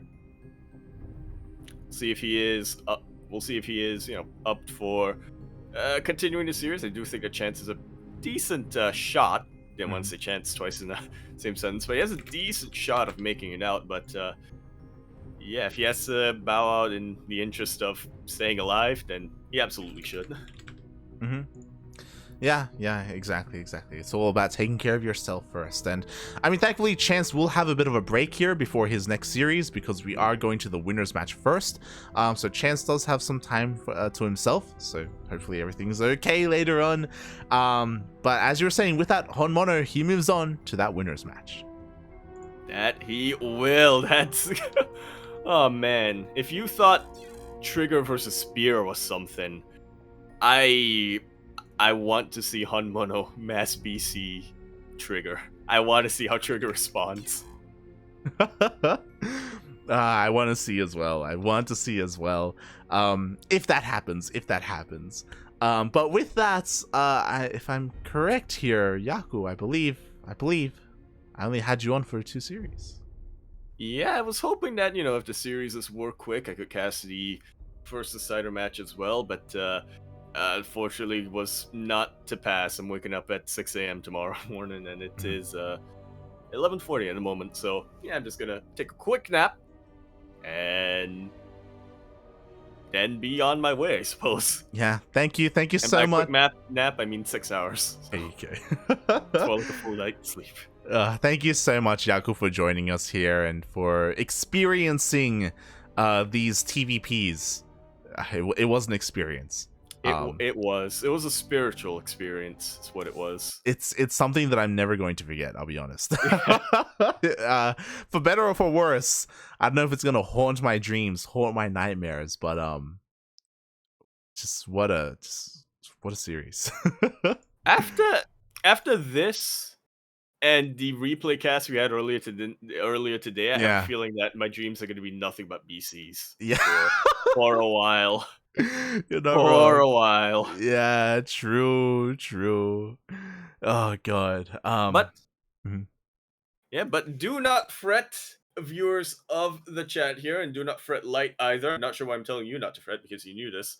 But I am going to be relieved by a very beloved member of the Cranky Ducklings here. It is great to always see her cast the best casting jersey in all of EU and also NA, and also Asia, if I'm being honest. Kuro is going to be jumping in. I should have waited until she came in before I I don't think she's gonna come in until you leave. That's probably what it is. Oh god, but yes, thank you so much, Yaku. Thank you so much for not just casting this tournament, but also ESL Asia. If you want more of Yaku, Yaku in the chat. He does have his own Twitter, he has his own Twitch. He's not streaming right now, but he will be live at some point, and you want to be sure to catch that stream when he does. Yeah, it's gonna be special. But yeah, great to be casting again. You're gonna see a lot more of me once again in the Cranky Ducklings channel. I made sure that for the next term I schedule classes that would not conflict with tournaments, and yeah, it's just great to be back and casting again. And with that, Kuro has jumped in, so I shall dip out. Hey, ciao. Bella. So with that, we say goodbye to Yaku, but we say hello to the casting jersey herself as I finally do log into North America. Welcome, everyone. Welcome, the infamous casting jersey. Welcome, Kuro. Hello there. Yep. Hello. I am the Yaku replacement now, I guess. But also the best casting jersey. Yes. Because there's the only one. Oh, there is only one. There can be only one, and Kuro is it. So welcome, Kuro. Welcome. Were you watching the stream, by the way? Did you happen to catch some of those games that we were? I mean, I did in? see the Buzz PC. Oh boy. It was a thing. But yeah. Let's see if HonMonO continues this versus another Protoss. Yeah, very cute. Yeah, like I'm curious as well if because Trigger was in the chat, he was watching 100%. I'm curious if he lets Berlingrad through the veto process, like if he just lets it through. I mean, he didn't just to play it out. Oh, I didn't see the vetoes. So that's the vetoes were the map order is Pride of Altaris, Glittering Ashes, and Blackburn. Ah, boo. So Trigger, it sounds like he doesn't want to deal with that nonsense. It sounds like he doesn't want to experience the mass BC. Nah, not really, no. Yes, we are now. Whoa, whoa, whoa, whoa, whoa, whoa, whoa. Let's go! Let's go! Let's go! Oh, what a Chad! What a Chad! Oh my god! Yaku, come back! Did someone like spice up HonMonO's drink today? I love this man! Go for it. Who is this? And who is this and what is he doing? I have no idea what he's doing, but it looks like he's doing the going the Gangnam Terra style with the prep, representing prep. It is HonMonO. Look, I lost my words. I lost my words completely. And spawning in the bottom right-hand corner of Pride of Altaris LE, we have the Canadian Protoss player, the only foreigner in this entire group representing Team Super. It is Trigger. See, you're like, oh yeah, Trigger thinks he's safe. He banned Berlingrad. He doesn't want to play versus. Never mind. Oh my god. HonMonO has his own thing going. The Gangnam is back, boys! Oh my god, I thought this was dead. We haven't seen this in so long. There are only very specific maps that players do this on because the distance between the gold and the main has gotten longer and longer over time. And a lot of people would argue that this is maybe too long, but not HonMonO, as Trigger scouts, and he confirms that the main is not there. Yeah, I mean, to be fair, we don't know if this works. It may still be, outdated, but HonMonO is gonna do his best to try. Yes, he is, as he is throwing down not one, not two, but 3 Raxes here on the low ground. So he's going mass marine. What's important though is that Trigger does have a lot of time to respond because he does scout this. He doesn't see all of those Raxes though. He does not, but at the very least, he knows that something tricky is coming. And I assume that like the best way to go for a Terran when you have the gold base is the Marines, so it makes sense. Yeah, definitely, because you have this massive influx of minerals. So yeah, like mass marine or mass bio is what you want to be going for. Very interesting though. He does prioritize over every other upgrade, stim, combat shields. He goes for concussive shell first. Oh, going for Marauders. Wait, is it 3x Marauder? He's building more tech labs. He does have a second tech lab, but I think that's just for stim. Okay. So he's gonna hit a very, very strong timing here with his upgrades, only working off of 1 gas, by the way, so he has very limited gas to spend. But before concussive shell though, that Marauder already taking a little bit of damage. Damage is so important, by the way, because there are no medevacs to heal these units. Oh yeah. There will be no healing these units. None of them are mechanical, so the SCVs will do nothing. And these Stalkers are actually walking in. Oh yeah, the Stalkers, they move on forward. They're going to lose a little bit of shields, but there we go. Surprise! We have concussive shell, and 1 Stalker goes down immediately. Yeah, Trigger was trying to set up a reinforcement point here, but it doesn't look like he's gonna go online. This 1 Stalker is trying to defend it. Yeah, exactly. Oh, I love how he's utilizing the lack of vision here, as here we go. He does focus on 1 of the Marauders. He gets the second! There he goes. And he's warping 3 more Stalkers here, so I don't think it's gonna work for HonMonO. Yeah, exactly. Like with the Marauder count reset, it's over. There's only 2 Marauders left. There's 1 Marauder left, and soon there's none. Someone played sad violin. Feels bad, man. The boys are being pulled as well. HonMonO is trying his best, his hardest to hold on. Stim is on the way. I don't know how I feel about the double. Like only relying on 1 gas for so long, but here we go. Just the Blink Stalker Micro is too good. The Stalker Micro even, and GG gets called. What? Huh? What just happened? Oh my god. Look, we even summoned Toppin. We did. Like, what? Gangnam Terran? Yeah. Bienvenidos, Toppin, and bienvenidos, Dastan también. Dastan was here in the chat earlier. But yes, Latin America is waking up. Trigger just messaged me. What did he say? I'll send you the same message. This is what he said. Oh, wow.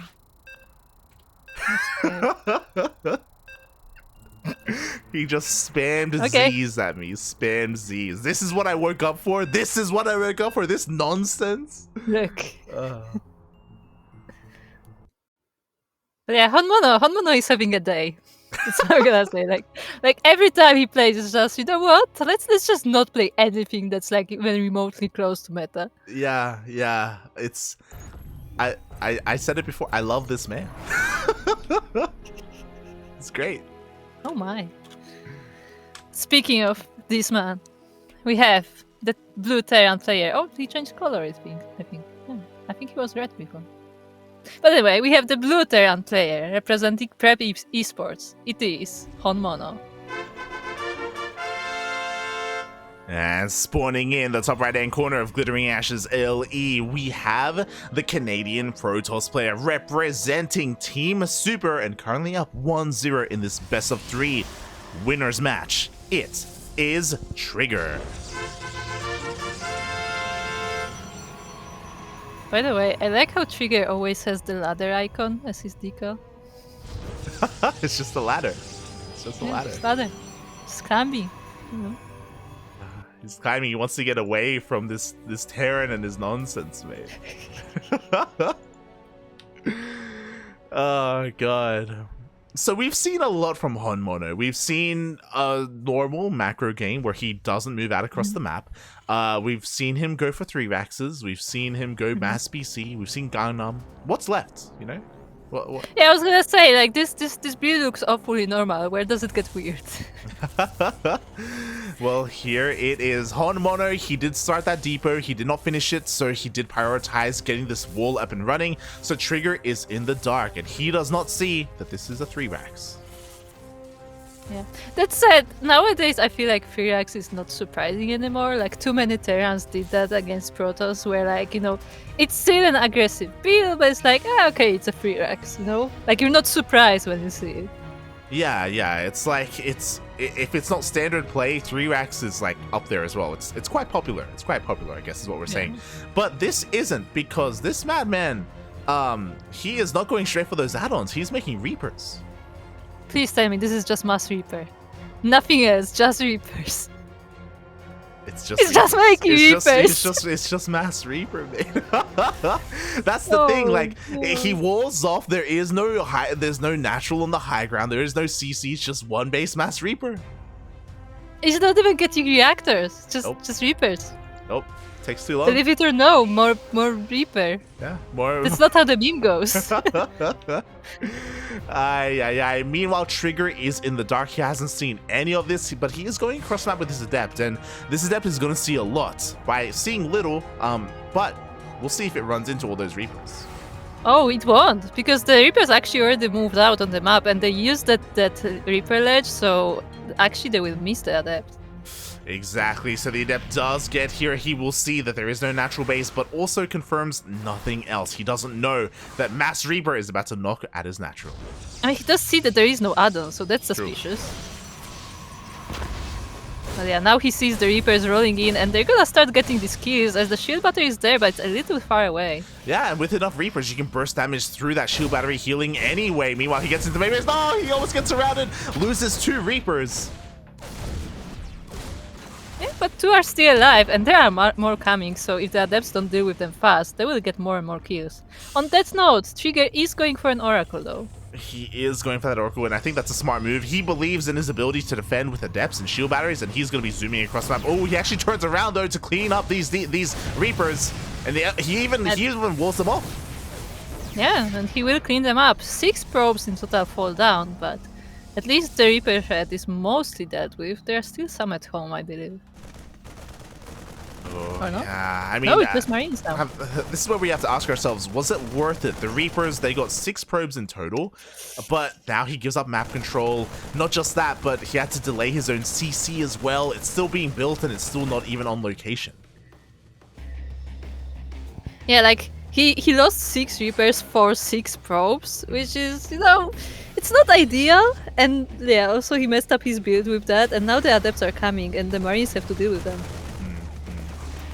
And now the Adepts are here. The Marines, they don't have any upgrades, so it's really difficult for them to really engage with these Adepts. Nice micro there. HonMonO able to lift up that wall just in time. Yeah, just in time. Now the Adepts are blocking this expansion. And, you know, the Marines are nice and all, but they also die to Adepts really easily, so... Yeah, I mean, they will be able to clean this up eventually. Just wasn't the most efficient trade by HonMonO. At the same time, Trigger, he's coming in with not just 1, but 2 Oracles. Yeah, the Marines are still busy with cleaning up the others, so there is nothing in the main, and all these STVs... Ooh, that was a nice Widowmine shot. Yeah, that was beautifully done there by HonMonO. 2 series in a row. He's had an impeccable Widowmine positioning. He will defend against the Oracle, and now, mate, he's okay. He's not great. He's not good. He's okay. He's alive. He's alive. For now, anyway. His heart's beating. Look.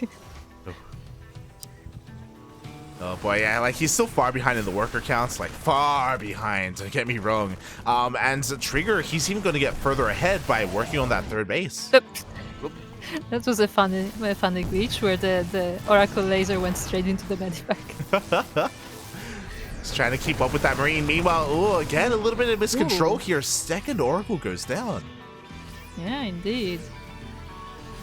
But at the very least, Trigger does delay the building of the NG Bay, I believe. And once again, 3 SCVs fall. So, you know, a little bit of damage here and there. Like, he does lose the Oracles, which is not great, definitely. But he is switching to a ground army after this.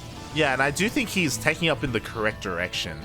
He delayed his blink to get a much faster Robo and Robotics Bay. Like, he knows that he's up against a 3-Rax opener, and there's a transition coming.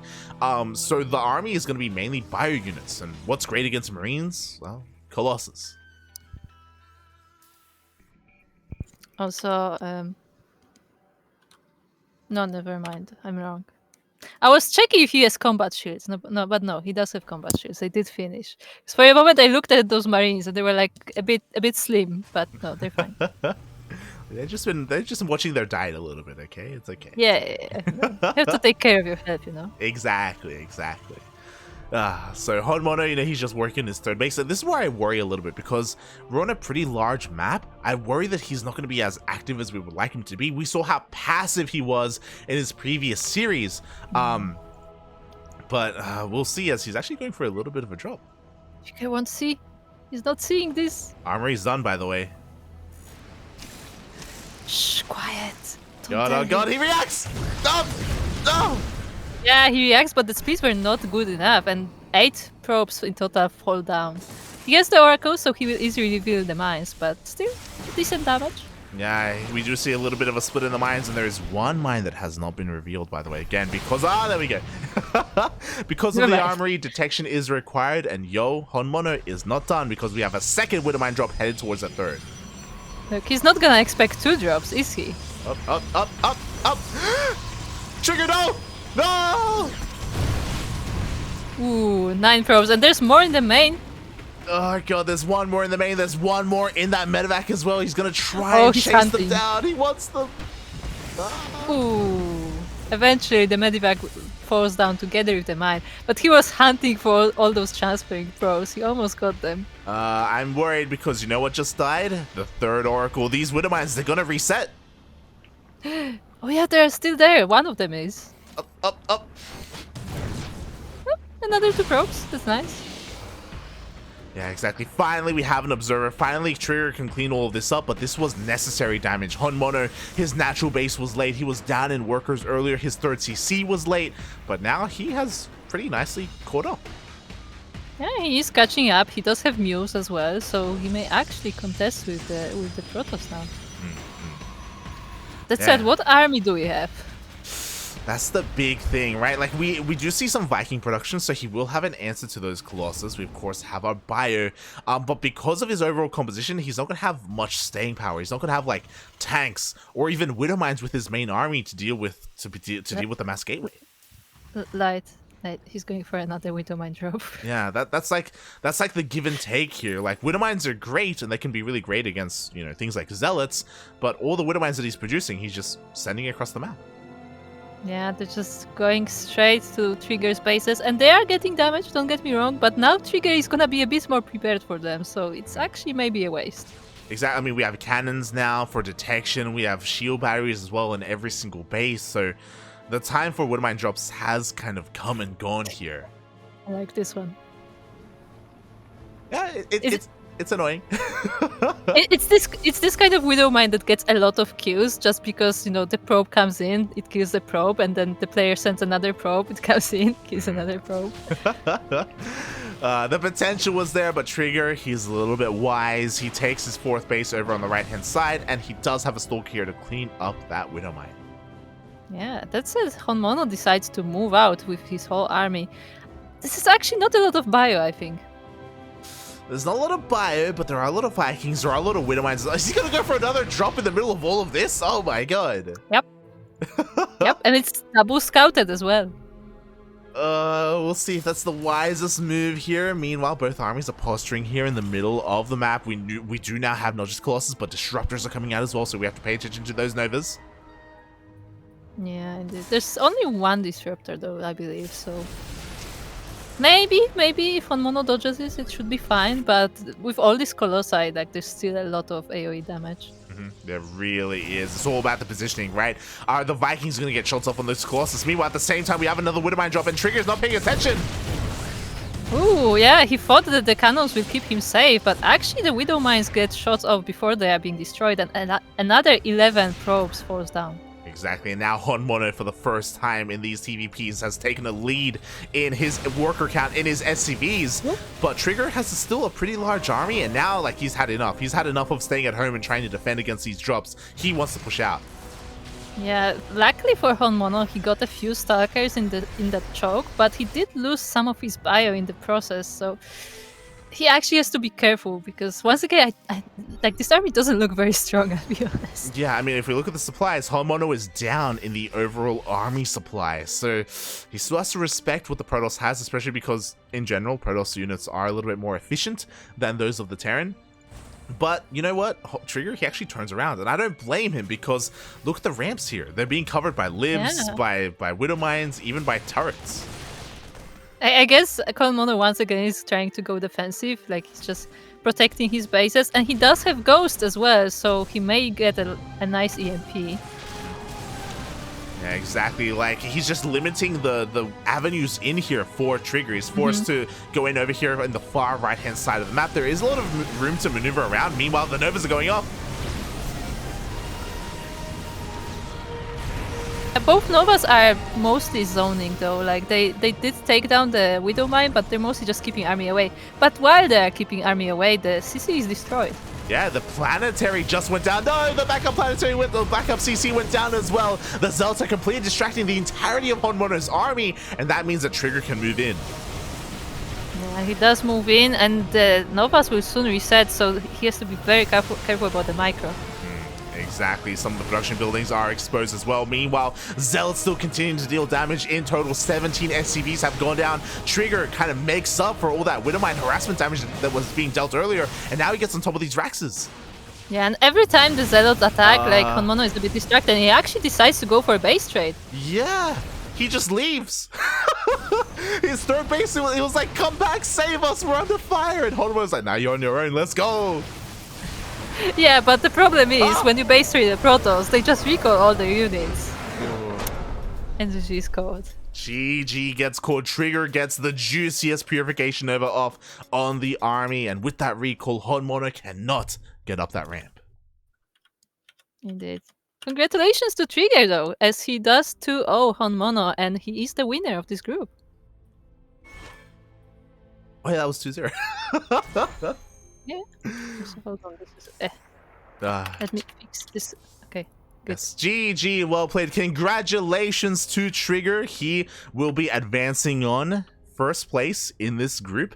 As I quickly change the scenes here, we can all see in this group he makes it all the way to the playoffs without dropping a single map. Yeah, Trigger is a really strong player, and he's definitely showing it here in this tournament. And I would say he may even be one of the favorites. 100%, 100%. I was about to bring that up earlier about how Trigger is the odd one out when it comes to all the players here, because he is one of the best of North America, straight up. And I think people, especially the Koreans, need to make sure they don't underestimate him, because he is comparable to players of the caliber of Neeb and Estrella and Scarlet. You know, he's just under them. Like, he's a terrifying opponent. Yeah, I feel like, you know, Trigger is not the most well-known player, like, worldwide, but, like, he's been steadily climbing for the past year or two, like, up to the higher ranks of the NA region. Yeah, definitely. Like, Trigger, he can sometimes even go toe-to-toe with some of the best in Korea, or even, like, a GSL player in Korea, so he's a titan here, and he is definitely the one for people to keep their eyes on in that playoff bracket to see if anyone can stop him.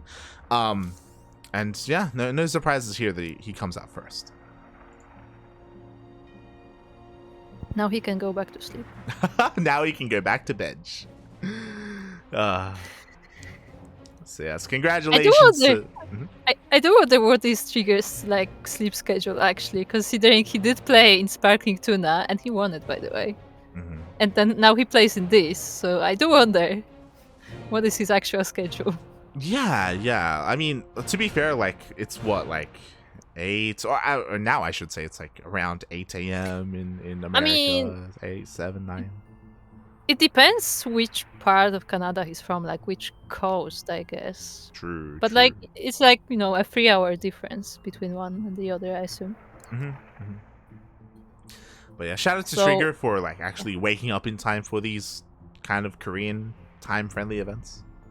Yeah, like the Sparkling Tuna is like at 6 a.m. East Coast, which is even earlier for the West Coast. So yeah, that's some dedication.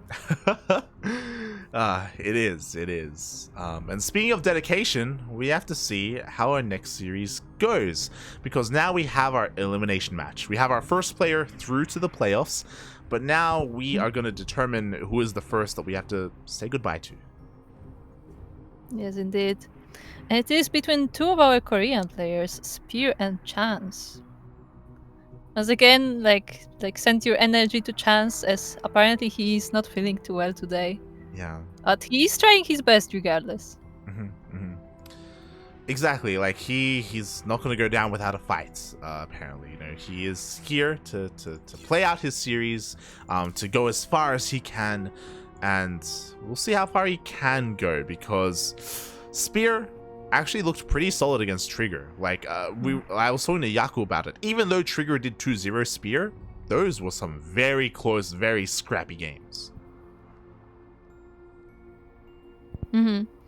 That said, I like every time I see Spear in the brackets, like I've been seeing his name for years. Like he's always there. Yeah. Like he's not the most well-known player. Like I barely like see him on like social media or anything. Like he's not like the top player either. But like he's always there. Like I remember in the Olymolic times, he would be signed up every week. Like week after week, he would be there. Like he would sign up for a bunch of OSC events. Like he's one of those players that's just always there. Yeah. Spear, he's a very old school name. I think he also played Brood War back in the day, I think. I mean, I wouldn't be surprised. Yeah, like I remember him playing like in like Olima League 2016, you know, even before that, like in Code A. Like he's been around for a very long time. It's a bit of a shame because he's never been able to break out into like the G. I don't think he's ever even qualified for GSL. Maybe early on, maybe. He might have, but I'm not sure. I don't think he went like to Code S. Yeah. Maybe Code A. Yeah, maybe Code. Like you know, the thing is, like, I'm trying to remember what he looks like, and I don't know if I've ever seen him. Like, because he only plays like all these online tournaments. Yeah. He's like the online hero. Like a ladder hero in a way, but for online tournaments. He's always been there, always in like OSC events back in the day as well. I remember him accumulating a lot of OSC points a couple of years ago as well. So he's a very active player, but he's just always kind of been on the cusp of breaking out. Like he's never really been able to break through like his own barriers, whether they're mental or otherwise. Yeah, I mean, it is very possible that like he's just more comfortable playing online than offline. Maybe that's why, like, you know, the offline events don't go quite as well for him. But yeah, like, I mean, he definitely is like very, what's the word for it? It's not consistent, but like, you know, he just keeps trying. Like he doesn't give up. Yeah, exactly. He's always there. He's always there, and we'll see if he can go even further, because this tournament is kind of designed for a player like him, right? It's designed for not the best of the best, but those kind of like mid-tier, those up-and-coming players, like you know, like the ones we have here, like HonMonO, Chance, Spear. Oh boy, we'll see if he can go all the way and make it to that deciders match. Indeed, we will, as we have our maps for this series. And it's gonna be first 2000 atmospheres, second Hardwire, third they didn't say, so I have to think. Berlingrad? I think Berlingrad is third. There you go. Hopefully Chance doesn't have PTSD. I doubt we're gonna see Master BC again on Berlingrad. I don't think Spear is the one to do that, but like, you know what? What if Spear is like, you know what? Why am I trying? I should just go HonMonO. But anyway, we will find out soon enough. As right now, we are looking at the base of the Red Protoss. Representing Korea, it is Chance. And spawning in the bottom left-hand corner of 2000 Atmospheres LE, we have... They changed again. Oh my god. Yeah, I was gonna say, I forgot about this. We have the South Korean Terran player representing Team NV. We casted Creator last week, and they changed it again, and now it's another waifu representing Team NV. It is Spear.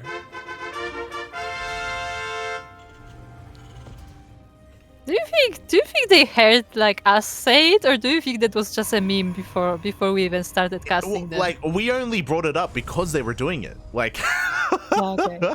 We only noticed it when the waifus were changing week after week, without repeats, by the way. Yeah. I mean, look, there's a lot of waifus to choose from. Okay. Yeah. For those wondering, Team Envy in-game on the Korean server, they do change their clan logo every so often. Maybe not on a weekly basis, but every couple of weeks. And it's usually anime related, and it's always a waifu. Yep. Shaking my head, Team Look, Envy. they're cute. Like, it's okay. Yeah. Our theory is that it's creator doing it, but it could be, I don't know. But why creator? Like, I don't understand why you came up with creator. Like, he's not known for being particularly big weeb. Nah, he's a What? weeb, mate. He's a weeb. I've never heard of that. Like, if you look at Haz, yeah, Haz is definitely someone you can give us an example. Yeah, but he's Have not you seen on... Haz's room? I've seen it, mate. I've seen it. It's terrifying. It's like Vortex's room, mate. Aye. It is, no, really. Like, Vortex said that this is like his dream room with the Yeah. waifus on the walls and everything. Shaking my head. But yes, Team Envy, they are a team full of weebs, a team full of degenerates in a way. Shaking my head. We can see that it wasn't Maru clearly, because Maru and Crank have left and the tradition still goes on. They're like, we can't take any more waifus. We have Yes, to leave. That's we the have to real go. reason. That's the real reason. It's like one more waifu and we're leaving. Oh god. Aye. Meanwhile, so far the openers have been pretty standard, you know, from our Terran player. There's no 3 racks opener or anything crazy like that. There's no proxy, likewise, you know, no crazy text structure either from our Protoss. Yeah. And there was a little bit of nice micro from Spear where he did keep his Reaper alive using the grenade. So he does get a bit more information, a bit more scouting on the side of the on this side of the map. Yeah, especially because he was able to keep that Reaper alive. He sneaks into the main base, and with this main base scout, he will confirm the tech. He gets behind the mineral line, and if he goes a little bit more to the left, there we go, he does see the Twilight Council. Nope. Nice body block from the probes though, and Chance does take down the Reaper, but only after it took all the information it needed. Exactly. Now, Spear doesn't have to worry about oracles, so he doesn't have to worry about keeping any Widowmines at home to defend. He also doesn't have to worry about any Phoenixes, so he is free to go for a Widowmine drop. The fixes. It exists. Good. So I like that Widowmine at the wall, but like something tells me that it can betray you when you don't expect it. Yeah, you gotta be careful. You gotta be very careful with Widowmines. They are sometimes the best Protoss unit, sometimes the best Zerg unit, sometimes not the best Terran unit. Yeah, sometimes, you know. Oh, the Adept does go down though, and this Stalker has to now go away, while the Widowmine drop is being prepared. Oh yeah, Widowmine drop is moving out across the map. I have to wonder, I didn't quite see the movement of the Adept, and whether Chance noticed the Adept on top of the wall, or noticed the targeting either, because that would have been a tell that a Widowmine drop was on the way, but I don't know if he ever went up there. We didn't see that because like the only thing I've seen was that the Shade went up there, and I don't think Widowmines even target Shades, so it might have just not happened. Yeah. So here we go. Widowmine drop is going in. There are no units in position. The Stalkers are coming down from the main, and he does recognize in time. Yeah, nice micro there. He will lose one probe for it, but it's okay cleanup. This second Widowmine though, also defended. Yeah, some nice micro here in the end by Chance. He was trying to bait out that Widowmine shot earlier, so the blinks weren't ideal, but only losing 2 probes. Again, very nice defense. On that note, he does have to keep in mind that this one Widowmine is still there in the Medivac.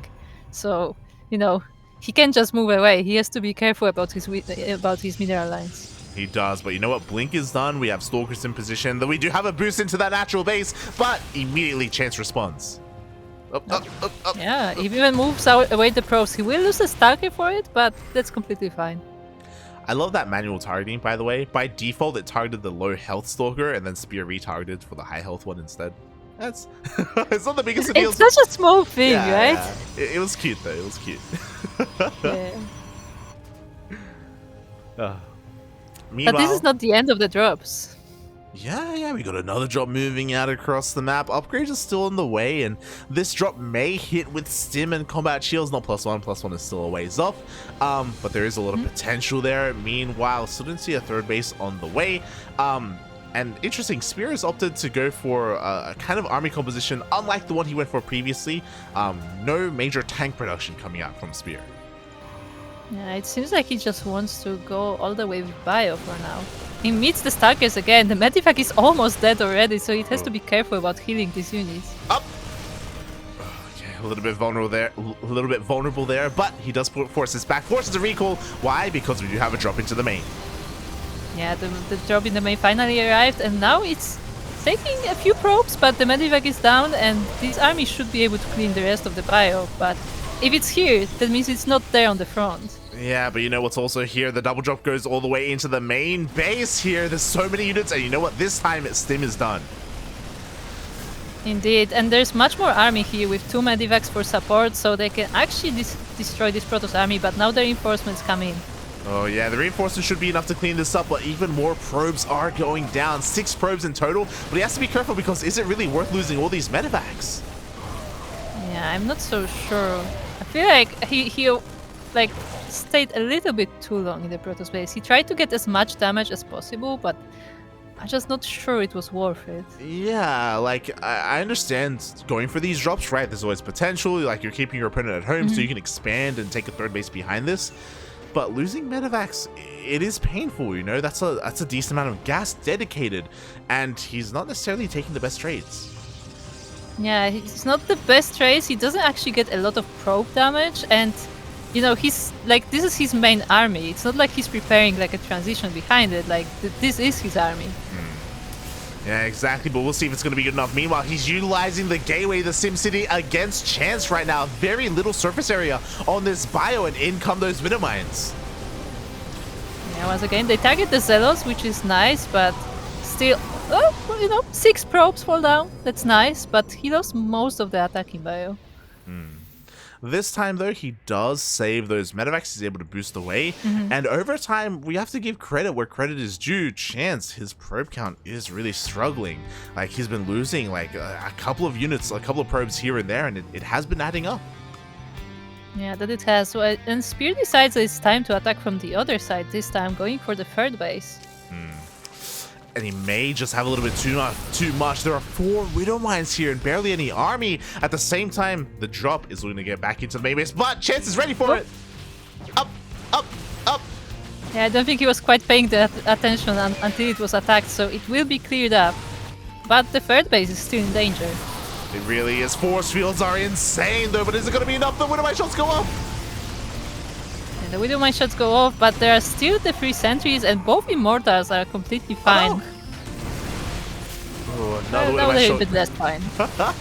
Another one goes off, but there are enough reinforcements. Chance forces this all the way back. Has to be a little bit careful. Ooh, gonna lose a couple of Stalkers in the process. Does snipe a Medivac.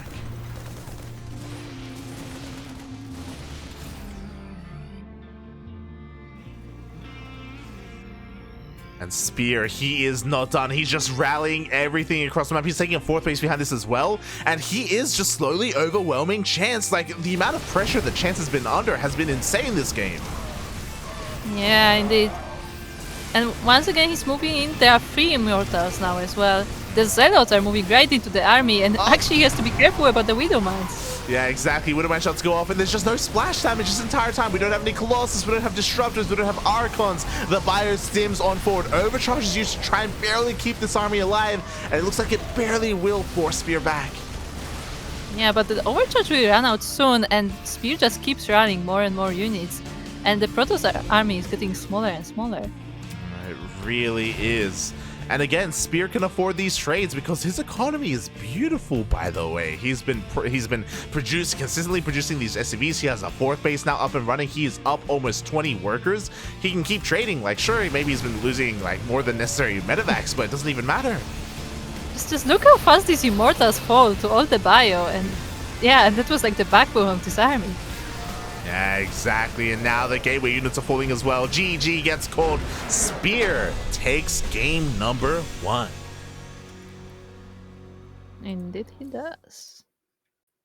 my god, with quickly fix up the score. with a very hyper aggressive style. Like once he started those drops, he never stopped, and I was worried that maybe he was throwing a little bit too much away. But again, he was dealing damage over time. Like it really did affect Chance's overall macro. Yeah, like it was like every time it was like a few pros here, a few pros there, but like eventually it all added up to quite a number, and he was able to go away with it. He really was. He was also able to just keep Chance distracted, keep him warping in units. It affected his ability to tech as well. We never saw Robotics Bay. We never saw the Templar Archives was very late as well. It was thrown down as he was GGing. He was just stuck with Immortal Zealot Stalker. Yeah.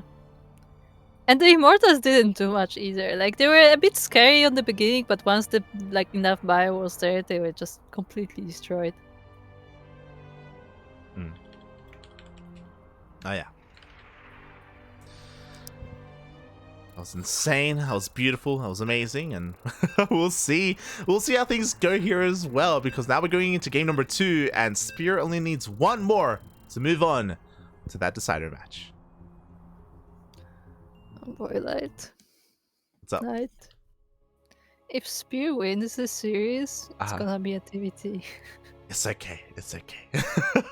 I'm feeling okay because it's not a TVT. It's a TVT with HonMonO. Sure. Let's go. I mean, he's not playing. He's like the Papa. He's like the Miyomaika of Terran. You know, like I'm okay with this. I wouldn't say he's that far yet. He may evolve into that. He's close. He's as close as we can get. He's getting there. He's getting there. But we will get to that, because first we have this PvT going on. With the red Protoss player representing Korea. It is Chance. And spawning in the bottom left hand corner of Hardwire LE, we have our South Korean Terran player representing Team NB. It is Spear. Okay, so chat. What waifu is it this week? Oh yeah, we've done this before. Chat. Does anyone in the chat know who is this Vortex is? here? Is Vortex here? Dastan, papi. Guinness. Oh god. So yeah, I think we need to know. This is important. I think last time we asked the chat, they told us it was a character from like Sakura Live or something. But yeah, makes sense. Makes sense. I don't even know what Sakura Live is. Is that an anime? Is that a game? I don't know, but I've seen it before. Like I recognize the name somehow. Like I must have seen like someone like retweeting it or something. Yeah. Okay, Topin's like, I really want to know. See? This is important, okay? Source, please. Oh god. But we'll see if Spear can harness the power of the waifu, if she can cheer him on to victory here, because again, it's a best of 3. He only needs one more. Indeed. And once again, we're mostly going standard. Nothing too out of ordinary. But where is that scout going? Yeah, it's a very interesting path here for this SCV as it skirts the edge of the map. It's understandable to check certain locations for like a proxy starport or Stargate, sorry. But yeah, it's very, very interesting path. Yeah, I think he was just trying to make sure that there are no proxies on the map. Also, Toppy in the chat, someone wake up Vortex. Why do you even pay him? He should be here. Where is he? This is what we pay him for. Who's the waifu? He knows. He's probably saying it right now in his sleep. Yeah, he's probably dreaming about specifically this waifu and he doesn't know why. Exactly. We were busy blaming Creator, but really it's Vortex. He's the one behind all of this. You think he goes to the manager of Team NV and is like, hey, this is the waifu we're doing. Here you go. Oh god. It's like people who read stars, but he reads the waifus. Like he knows which one gives the best luck. Yeah, the horoscope. Yes. Oh what god. am I talking about? As these two adepts are actually trying to get down this reactor, and if there is no repair, they may eventually do it. Yeah, I mean, you know, they're trading fairly well, but finally a couple of Marines pop out as well. That reactor is getting pretty low, but I'd be surprised if it goes down. Yeah, but there's still no repair. Okay, now the Marines from the bunker join in. It's okay. And one adept goes down, and it looks like he's gonna... No, he doesn't get a single Marine. Wow. I think he got one, right? Oh, didn't he? No, He didn't. The low one, Okay. the low one dove into the bunker. Yeah. It jumped into the bunker last second.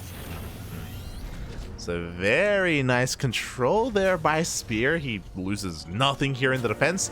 And what's important is that he's able to keep his build hidden at home. Chance couldn't get into the main base, so he didn't scout that this is not a 3-Rax.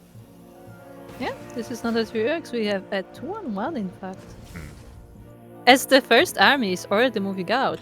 Yeah, so we saw this at the start of the night. Spear did a 2-on-1 against Trigger in game 1, and it was very weird. It didn't work because Trigger didn't lose the map. But maybe it'll work here.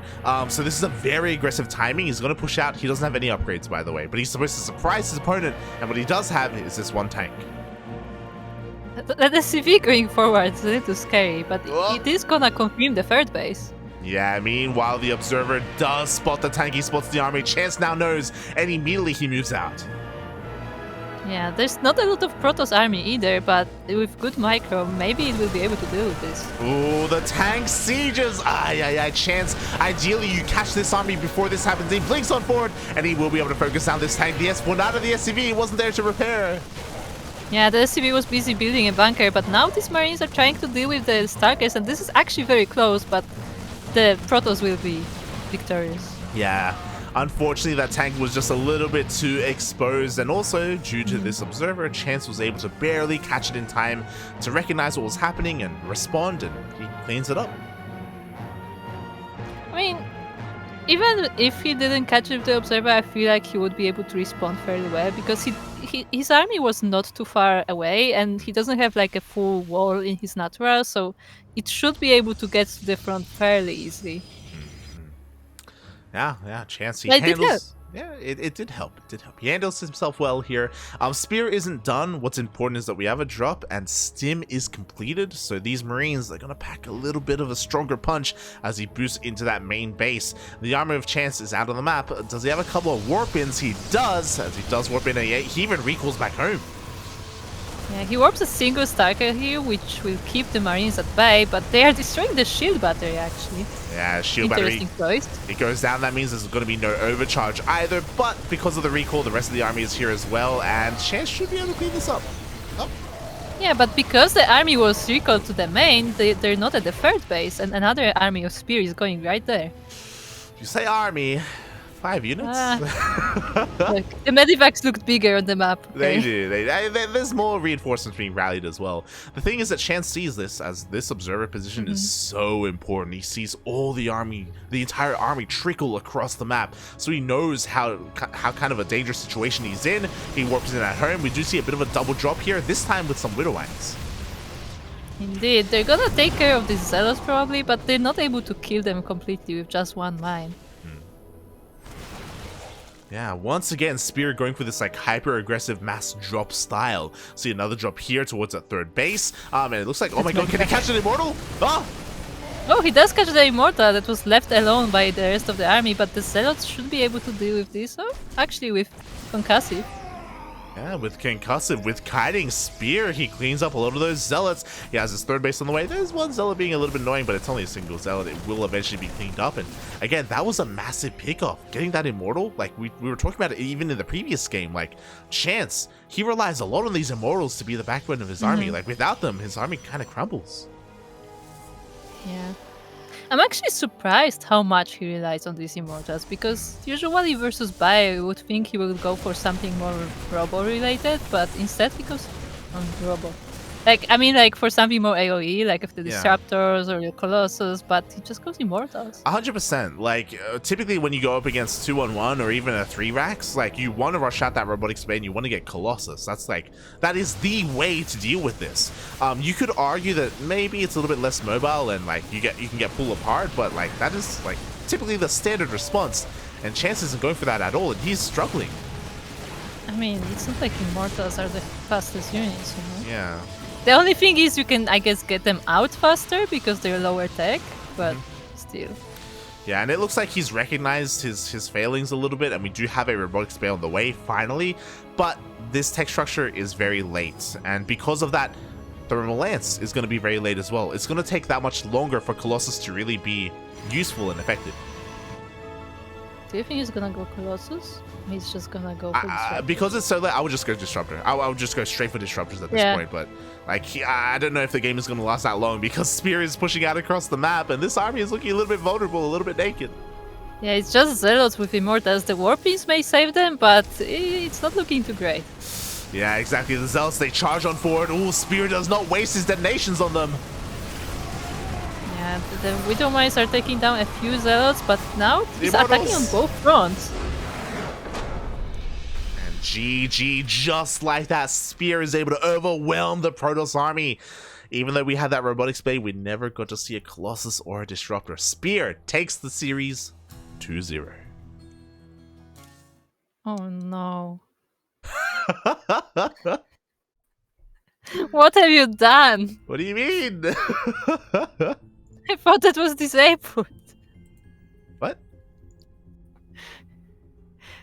Dastan just redeemed the Enya intro.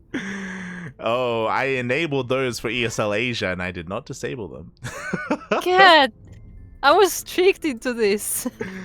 Oh no. So GG, my condolences do go out to Chance. I do know that he wasn't at his 100% here. You know, we were talking about some health issues that he was having earlier.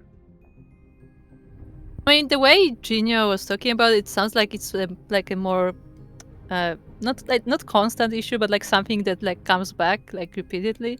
So you know, maybe it's just like something Chance has to deal with every now and then. Like, wish him the best of luck to get better once again. Yeah. We wish Chance the best of luck. Even though he got knocked out here, he's going to have plenty of opportunities in future seasons, and he's going to be, I know, a very active player nonetheless. So we wish the best to Chance. You know, we hope he's able to get better. Yeah. Light, are you ready to cast TVT in Spanish? Oh boy. With that, congratulations to Spear. He moves on to the decider match. We are down to our final series of the night. This will determine who will be the last player to move on to that playoff bracket. Indeed, yes, don't worry about it. I just broke my browser. It's okay. Don't worry about it. I'm definitely not opening Google Translate to. Who do you want to introduce? Who do you want to introduce? I want to know what spear is in Spanish. Oh god, it's gonna be awful. Spear. Lanza, like Lance. Lanza? Yeah. Alright, you gonna do spear? It's not Lanza also. Mm-hmm. Yeah, I can do spear.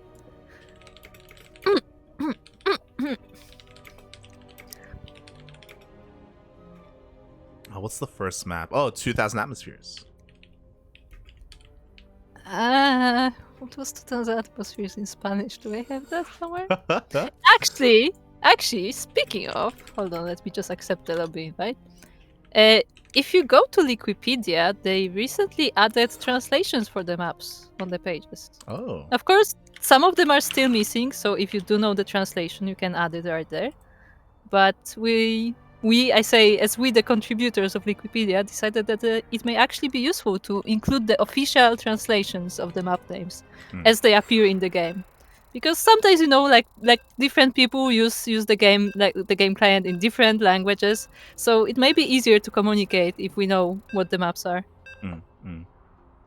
Yeah. Shout out to the people in Wikipedia for doing that. It does kind of open things up a little bit more for the people at large. But here we go. We are diving into our final series of the night, and it's Kuro's favorite matchup. It's a TVT. Right. What is 2,000 in Spanish? 2000. 2000? 2000. 2000. I guess I will just believe you. Bienvenidos todos al mapa 2000 atmósferas. Sí. En la esquina inferior izquierda tenemos un jugador rojo representando el grupo Team NV. How do I read it in Spanish? Team NV. I don't know. I have no idea. NV? NV? NV? NV tenemos la lanza. Ay, ay, ay, y desovando en la esquina superior de la mapa 2000 atmósferas E, tenemos el abusador de Corsero de batalla. Tenemos el azul Teren representando Prep Esports. Él es HonMonO.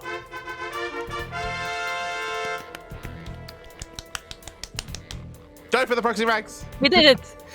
Yeah, I was gonna say. I mean, it's HonMonO. It can be a normal game. I will argue that, like, you know, that proxy 2x is like the most standard thing he did this far. Yes, yes. Like, HonMonO has been known to do crazier things, so this is on the more standard of the crazy. Meanwhile, Spear quickly checking his vision. Okay, he did not go for an SCV scout, so he's going to be relying on his Reaper to go across the map. So for the time being, he doesn't know what HonMonO is up to. Yeah, and I was gonna say, like, Reaper Scout is still, like, you know, nice enough, but HonMonO is actually going for Reapers himself, so it may get a bit awkward. Oh, but he's gonna check on the left-hand side of the map. He runs into the proxy. Oh, Yeah, and he who shoots has first. better micro? Yeah, he shoots first, but there is a second Reaper of HonMonO coming in, and now the Reaper of Spear has to hide. Wow, Spear showing his dominance there and his ability to just out-control his opponent, winning that 1v1. And now he has a bit of a heads up. We immediately see a Hellion on the way. We have no time for add-ons. Yeah, just straight into army, as this Reaper is trying to fight for his life. But yeah, once again, HonMonO going for Reapers. Yep, we have Reapers and Hellions from the side of Spear to keep up with the production of HonMonO. Obviously, HonMonO will have the advantage in Reapers, but he has to be careful. He has to make sure he splits up his Reapers, otherwise the splash damage of the Hellion is going to be the deciding factor and is going to win for Spear. Yeah, I mean, so far the Hellion only got one shot off, but now, ooh, the Reapers actually bunched up, and both of them are very low on health. Oh, very low. One more Hellion shot would have been enough to take them down, but HonMonO is able to barely escape and slowly work up that Reaper count. Meanwhile, Spear shows up again, but doesn't want to throw away a Reaper. Yeah. Both of the players have to pay, like, really great attention to their army, because one, like, misstep can completely, like, swing the tide of the game. Yeah, exactly. Yes. Oh, the CC gets delayed for a second time here. These SCVs, they just cannot finish that orbital.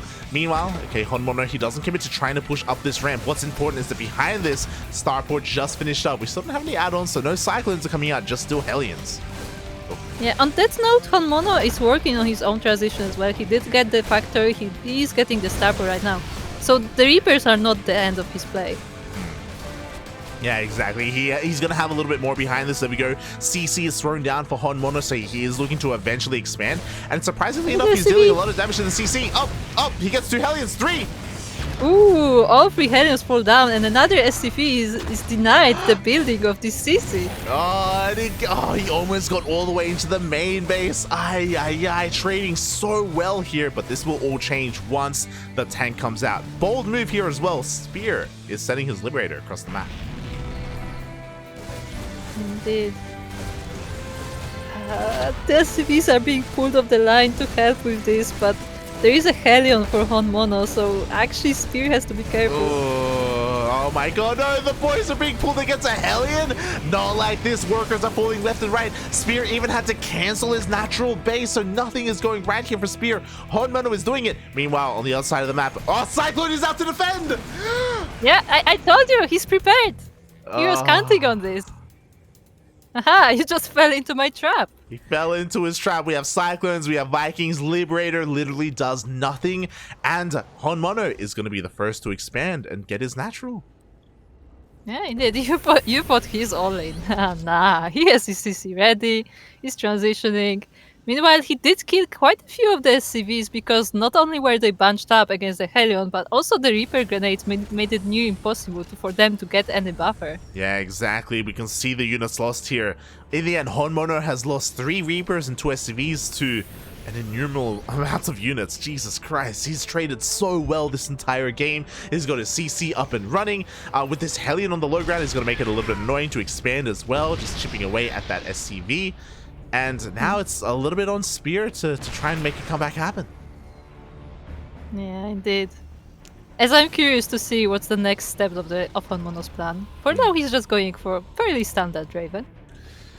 Yeah, like, I kind of wanted Spear to move out with his army and his Raven, right? Like, the big advantage that Spear has is the Raven, is his ability to disable tanks. So even though HonMonO has some tanks at home to defend, he can just make them inert in a way and just push on forward. But instead, Spear, he goes to harass with auto turrets, and he gets a 3rd base up instead. I mean, I feel like the thing is that Spear doesn't exactly know how prepared HonMonO is. Like, the last time he was at his base, it was that one Liberator that just straight up died to the Cyclone, and we don't even know if he saw the Liberator dying. Yeah, exactly. But I'm worried because that should be more reason not to go, right? I mean, there's a Viking and a Cyclone defending at home. Like, this Raven, I don't know how much that... It's not going to get anything done. No! Ooh. I mean, it disables the Cyclone, so it survives for now, but that Viking is gonna chase it, probably all the way to the other side of the map. Yeah, that was a pretty sick disable, not gonna lie. Like, I was really worried for the life of that Raven. Meanwhile, Raven takes a couple more shots by the Viking. Spear is moving out, but this Raven is kind of useless. It already used up its energy. It needs a little bit more time before it can utilize one of its spells. Yeah, and it's not repaired either, so if it gets too close to the enemy, it's gonna be easily taken down. Yeah, exactly. Spear is slowly leapfrogging forward as well, but he has to respect the Vikings. He has to respect the air superiority of his opponent. He does have a second Raven. Yeah, the second Raven comes in, and they drop auto turrets on the high ground tank, but at the same time, the army on the low ground destroys everything that Spear had. Oh my god, Spear has 1 tank left, and soon it's gonna be nothing. Everything gets cleaned up, and HonMonO defends beautifully. He has to be a little bit careful not to overextend, as, okay, he does have the marine advantage here. He can maybe even get another tank. Yeah, the reinforcements of Spear arrive a bit too late for him, and HonMonO is able to clean them up, and he still has his 2 Ravens and a tank, which is the army he's gonna move out with. What? Yeah, again, he has to be really careful. Like, this is a very expensive army, like 2 Ravens and a tank. Like, that's a lot of gas. You don't want to just throw it away here. HonMonO maybe being a little bit too ambitious. It's gonna siege up. Ooh, just throw down some auto turrets. I mean, yeah, he gets damage, he destroys another tank, and now there are just the Ravens. Another tank comes out of the production. And yeah, HonMonO that did the damage he wanted. Yeah, he needs to get the hell out of here. he got more than he needed to. He got 1 tank. Now it's time to turn around, go back home, take your wins where you can. And now the tank count has been reset. Raven count is the same. Spear was able to keep his Ravens alive. Yeah, and he is repairing them as well, so that is nice. But now HonMonO has got his 3rd up and running, fully saturated. He still has that worker lead from earlier. He's even getting his 4th on location. Again, very bold. I mean, very bold. Why not?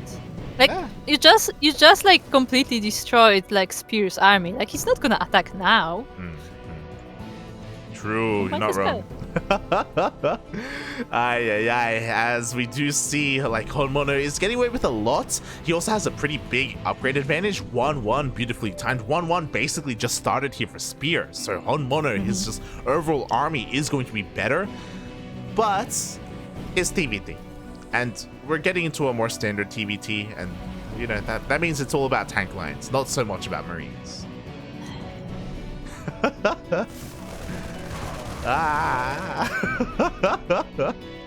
Okay, wake me up when something happens. I know, it feels bad. Oh no, nice denial on this 4th base.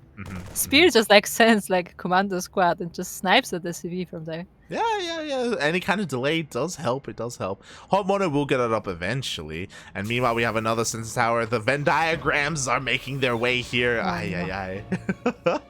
Yeah, and Spear has a chance to get his own 4th base in the meantime. Not like this. Yep, 4th base is on the way as well. Both players are kind of calming down. Things in general are kind of slowing down, and it is your favorite part of TVT. It's beautiful. No, we're not at my favorite part yet. What's your favorite part? My favorite part is like where there's one tank line and the other tank line, and they just scan each other. There's like no production going. They're just standing there, like staring at each other, and they just keep scanning. No, we'll get there. That's my favorite. We'll my favorite part of it. That's on the way. I literally, when I observe games like this, I literally like put it just on the screen and just take my hands off the keyboard. There's nothing that's gonna be happening. Oh god. Aye. But we'll see, because thankfully neither player is going mech. You know, we see bio tank from both sides. We do see HonMonO does have a clear advantage, but it's still all about positioning. You can be up 30, 40 army supply, but if your opponent sieges first, and if your opponent is able to get off those Raven disables first, then it doesn't even matter, because you're going to try and break a tank line, and that's just not going to happen. Yeah, this HonMonO is trying to be aggressive right now, and he may go right in between the bases, cutting off both armies. Yeah, there are no tanks here at all. Spear, a massive gap in his defenses. Meanwhile, we do have an anti-armor missile, but the disable goes off. Yeah, and the tank on the left side is destroyed. The rest of the tanks are at the fourth, and they are still siege, so they are not helping in this fight. Yeah, there was a massive gaping hole here in the defenses of Spear, and HonMonO goes right through it all the way into the main base. Yeah, all these units are so low, but they are just high enough? Question mark? They have just enough HP to deal with this army, and the game goes to HonMonO. GG, a swift, decisive move there by HonMonO. As you said, the tanks were defending the fringe bases, not the natural. There was just a wide open space there. He saw an opportunity, he went for it, he just stimmed, and he just walked all the way to the main. Yeah. Also, speaking of what I just said, when units are low on HP, you're saying they're low. So if they're healthy, you're saying they're high. What? Oh god. It's just like dawned on me, like what? What are we even saying? What is language? Oh god. You know, it just makes sense sometimes. It just makes sense. Meanwhile, I have to explain to Topin and Dastan. You see, I called for the Spanish intro. I called HonMonO the BC abuser. Oh, yeah. I know you guys showed up a little bit later, but I highly recommend watching HonMonO in his previous series against Chance, because there was a spicy TVP on Berlingrad, and it will blow your mind. Yeah, I recommend, especially if you're a Terran enthusiast.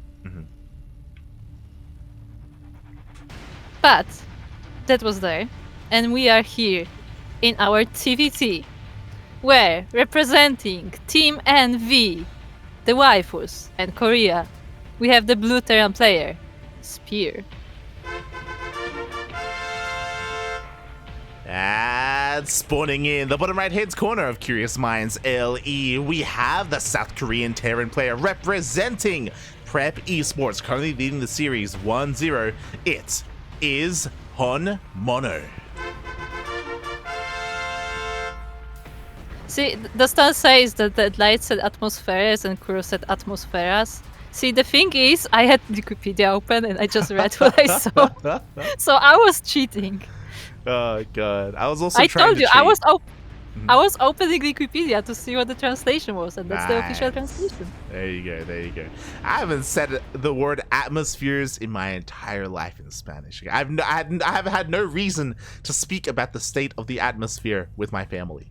Yeah, like the thing is, like for people who maybe are a bit more new to the channel, like the way Light learned Spanish was just from his family, so like he knows more like it, you know, everyday Spanish that you just use like for living. So like, you know, all these like sci-fi abstract words just make no sense. Exactly. Like I couldn't tell you what like the word for skyscraper was in Spanish or anything like that. Like again, there are specific terms and specific words that I am just very unfamiliar with because it just never comes up in everyday conversation. But I can have a normal conversation with someone in Spanish. Sí, lo puedo hacer. Yeah. Meanwhile, my whole knowledge of Spanish comes from Duolingo and hearing random conversations of Latin American people. So there it is. There you go. There you go. In fact, I will actually give a shout out to Dastan because he taught me how to intro in Spanish. True. True. Now he He taught does me as deserve well. the credit. Yeah. True. I remember that there was the first time I used Spanish on stream was when Dastan was casting some viewer replays, I think, and he was like, "Kuro, come in." I just jumped in and they made me talk in Spanish. Yeah. It Like was for fun. Duct Tape is about it, but like for Yoda and I, for our first Spanish intro, like again, he's just like me, where like we learned through our family and through interacting with people. We also didn't really know how to intro properly, so like we just stuck with like esquina. We went for like la esquina derecha y la esquina izquierda. Like that's how we introduced. Later on, we found out that was not the correct way to do it. I mean, I don't know if there's like a correct way, or like that there are better ways to do it. You know? Exactly. Meanwhile, we do have a bit of a TVT on our hands here, and things have opened up a little bit differently because HonMonO, even though he did go for a 1-1-1, again, he has not gone for a base yet. The CC of Spear has already finished. HonMonO still only on one base, waiting for his medevac. Oh god, they switched colors again. They did. Like in most matchups, it doesn't matter, but in mirror matchups, it's so confusing. It can be a little bit jarring. Here we go. HonMonO finally takes a base. Spear does have eyes on this. He now knows that it's not going to be like a one base all in. An expansion is on the horizon. All he has to do is defend against this drop. This drop, by the way, is here. Yeah, the drop is here, and he has to evacuate all the workers. There is some army on the high ground, so he should be able to deal with this, but this is still a delay. Yeah, you know, he's going to be able to deal some damage, but with the high ground, with the Viking, with these, with the boys being pulled as well, it looks like Spear should be able to clean this up, but no. Cyclone shows up just in time and does end up protecting this tank. It has to be careful though, because it already ate one of the tank shows, because the tank is still siege on the high ground, but this CC is getting very low. Oh, it really is. Meanwhile, a Viking rocks up as well, so now HonMonO does have that air superiority. He has to be a little bit careful not to go too far because we do have a second tank now on the low ground for Spear. I mean, you say air superiority, but Spear has his own Viking, and it was also repaired by SCVs, so it actually counts as slightly better Viking. Oh, yeah, exactly. The Viking has been topped up, and now Spear has reclaimed control of his base. He forces HonMonO out. HonMonO, he's still not done though, and yo, the tanks are unsieged. They are. Uh-oh. Ooh. Yeah, one of the tanks, it's quite a lot of damage. Ooh, it actually goes down, but there is another one coming through. Yeah, second tank does come out. Now we have two Vikings on two Vikings. Unfortunately, HonMonO, unlike his opponent, does not have SCVs here to keep his units repaired. Yeah, unfortunate for HonMonO, but you know, all this aggression gives him time to get his own natural going. But what is this on Spear's side of the map? Yeah, I'm really concerned for HonMonO because, like, despite dealing all that worker damage and despite forcing some lost mining time, he's still down in the economy. Like, he's still down in overall SCVs. And because of that, he's going to be muling pretty hard. Like, I'm afraid he may not have scans for the Banshees. Indeed, and now Spear is moving out, and he's actually gonna clean up this army. Oh my god, HonMonO with the landed Vikings, he's going to be able to be the one to clean all of this up. Exclamation mark for none of the Vikings of Spear. He lands them a little bit too late. He will win the trade overall, but again, this could have gone better for Spear. Yeah, I mean, when we think about the Vikings and they have bonus to Mechanica, right? So like normally we think about it in TVP, but it does count also in TVT, where they were able to destroy these tanks fairly swiftly. Yeah, exactly. Spear, he just wasn't ready for that move from HonMonO. So again, HonMonO, he's able to trade a little bit better here in the end. We can see in the units lost, HonMonO's only lost 2 tanks to the 4 tanks of Spear. But now the Banshee is on the way, and looking at the vision, HonMonO was not able to scout this. That he was not. He does have... Oh, the Vikings are patrolling. They will actually catch the Banshee, and the scan should be able to kill it. Yeah, scan just in time. The Banshee does get picked off. We do have a second Banshee on the way, so again, HonMonO has to be on top of making sure he has scan energy available. But at least he's able to deal with the first one. Uh-oh. Oh, go the Vikings! Oh, the Vikings! They're actually moving in. They try to snipe the tank, but they get intercepted. Not just that, but the tank move commands forward as well. Spear throwing away some units a little bit unnecessarily. And HonMonO didn't lose anything. Yeah, the tank is getting repaired as well. So the push from Spear will be that much weaker. Oh, he's actually unsieging. Oh, the unsiege is pretty important. It does mean the Spear will be able to siege up a little bit faster. The Banshee goes out immediately, and now we see the landed Vikings come in again. Yeah, once again they deal with the tank, and the push from Spear is completely stopped, as he was trying to get his third base in the meantime. Yeah, like, you know, why are we making tanks in TVT? Just make nothing but Vikings. Like, Vikings are insane. Vikings are pretty good. They're pretty See, good. see, we need HonMonO to go mass Viking.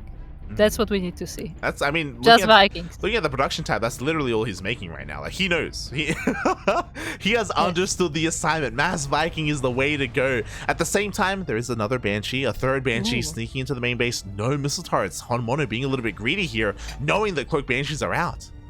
Yeah, the previous 2 times he was relying on the Vikings, but the Vikings are now on the other side of the map, dealing damage to Spear. And this Banshee actually meets the Vikings. Yeah, there are some reinforcing Vikings because Viking production did not stop. At the same time, HonMonO, even though he wasn't able to make his way into the main base, will be able to force a cancel to an almost complete third. Yeah, and now he's sieging the natural. There is a tank on the high ground, but the Vikings are going there. Oh, yeah, you gotta respect the Vikings. You gotta be careful. The Vikings end up landing here on the low ground. Force the boys pulled. Yeah, but remember, SCVs are also mechanical, so they're gonna be able to deal with that. Oh my god, the tank stands strong. We still have 1 tank in the back line, and all the Marines are dead, so there's nothing stopping the Vikings from moving forward. Oh no! Yep, they're gonna drop on the tanks. Yeah. Both tanks on the high ground go down. Now there's only 1 tank remaining. Okay, a couple of reinforcements coming out. Spear will be able to hold on. Yeah, actually, HonMonO might have slightly overextended with the Vikings, because he did get the tanks, but now the reinforcements for Spear are here. And HonMonO is still waiting for his. That 1 tank is so scared. It's like, don't land, please don't land. They land. HonMonO got too excited. He got a little bit too excited, but you know what? He has not stopped that Viking production. They just keep on coming out. Oh my god. Arguably, he has to be careful though. Yeah, he does. He almost loses the tank. Oh. Yep, another tank goes down. That's a lot of tanks lost. Yeah. Oh boy, and we don't have any defensive tanks. We only have pure Viking here to defend for HonMonO. Is it gonna be enough? He pulls. Nah, yeah, of course. But it's Vikings. He's got this. Oh my god. Hold on. Yeah, literally, if you go to the units tab, he literally has 6 Vikings. That's all his army. This is his army right now. Meanwhile, he's heavily oversaturated. Shout out to HonMonO. He has been producing SCVs at a pretty insane rate. But his SCV advantage doesn't matter just because of the oversaturation. He needs a third base up and running. It's on the way, but it's still not done. And Spear is once again trying to get his Vikings, this time doing damage to HonMonO. Oh, the micro. HonMonO once again doesn't lose anything. By the way, I like how Toppin is saying that HonMonO is playing in the year 2100. Just ahead of time, you know? He is. He's ahead of time. He ain't got nothing on HonMonO, mate. Wonder if people got that joke. Hey, he's got 9 Vikings to the 0 of Spear. Spear doesn't know. He's wasting his starport production on medevacs. I mean, he is making Marines, so Marines should be able to help with the Vikings. Yeah, they should. Oh my god, the Vikings are out of position. They're not here to stop the drop. Yeah, that they're not, but there is a lot of SCVs, and I mean a lot of SCVs. Oh my god. They are body blocking the tanks. Oh my god, the SCVs are bullying the tanks. The tanks, they can't do anything. They're trying to get away, but they can't. They killed the tanks. Oh. Citizens arrest. Let's go. Oh my god, HonMonO's still ahead in the worker count. He's landing the Vikings. The Marines, they can't do anything. Yeah, and he leaves a few Vikings in the air as well, just in case the medevac flies a bit too far. Oh my god, medevac goes down. The tank's gonna go down as well. There are just far too many Vikings here. And even if the orbital does lift up, again, the Vikings, they can just lift up as well. Oh my god, they do so much damage. Yeah, the SCVs once again are trying to defend the base, but the Vikings are just decimating them. Oh my god, exactly. Meanwhile, the Marines can't really do too much either. We have a couple of tanks to back up these Vikings as well. This is great. See, this is what I want in TVT. Yeah, this is TVT, mate. We don't need tank v tank. We need Vikings. That's what we need. Yeah. Yo, is the CC gonna go down? Oh, one more. It is. Yeah, the CC goes down, and orbital nonetheless. Jesus Christ. Fun fact, I was curious about this. If you look at the upgrades, HonMonO has 0 upgrades. Who needs upgrades? He doesn't have stim. He doesn't have combat shields. He's going full mech. He doesn't even have an armory for for vehicle upgrades. That's the crazy thing. Can you even call Viking tank going mech? This is the Is real. that how it this works? is the real mech. Okay, this is Chad mech. Let's go. Oh boy. Oh my god. Meanwhile, Spear is so desperate he's landing his main base right now. His main floats over to the third, and to be fair, that is going to help him out. That means that he's not in the worst position. Oh, he may even catch a CC here. And he goes for a jump at the same time. Oh, never mind. Yeah, distracts HonMonO a bit, and the Vikings are landing the main. Ooh, even catches a transfer. Oh, just like that Spear, he's evening up the worker count. A lot of SCVs just went down, and there's nothing to protect the tanks.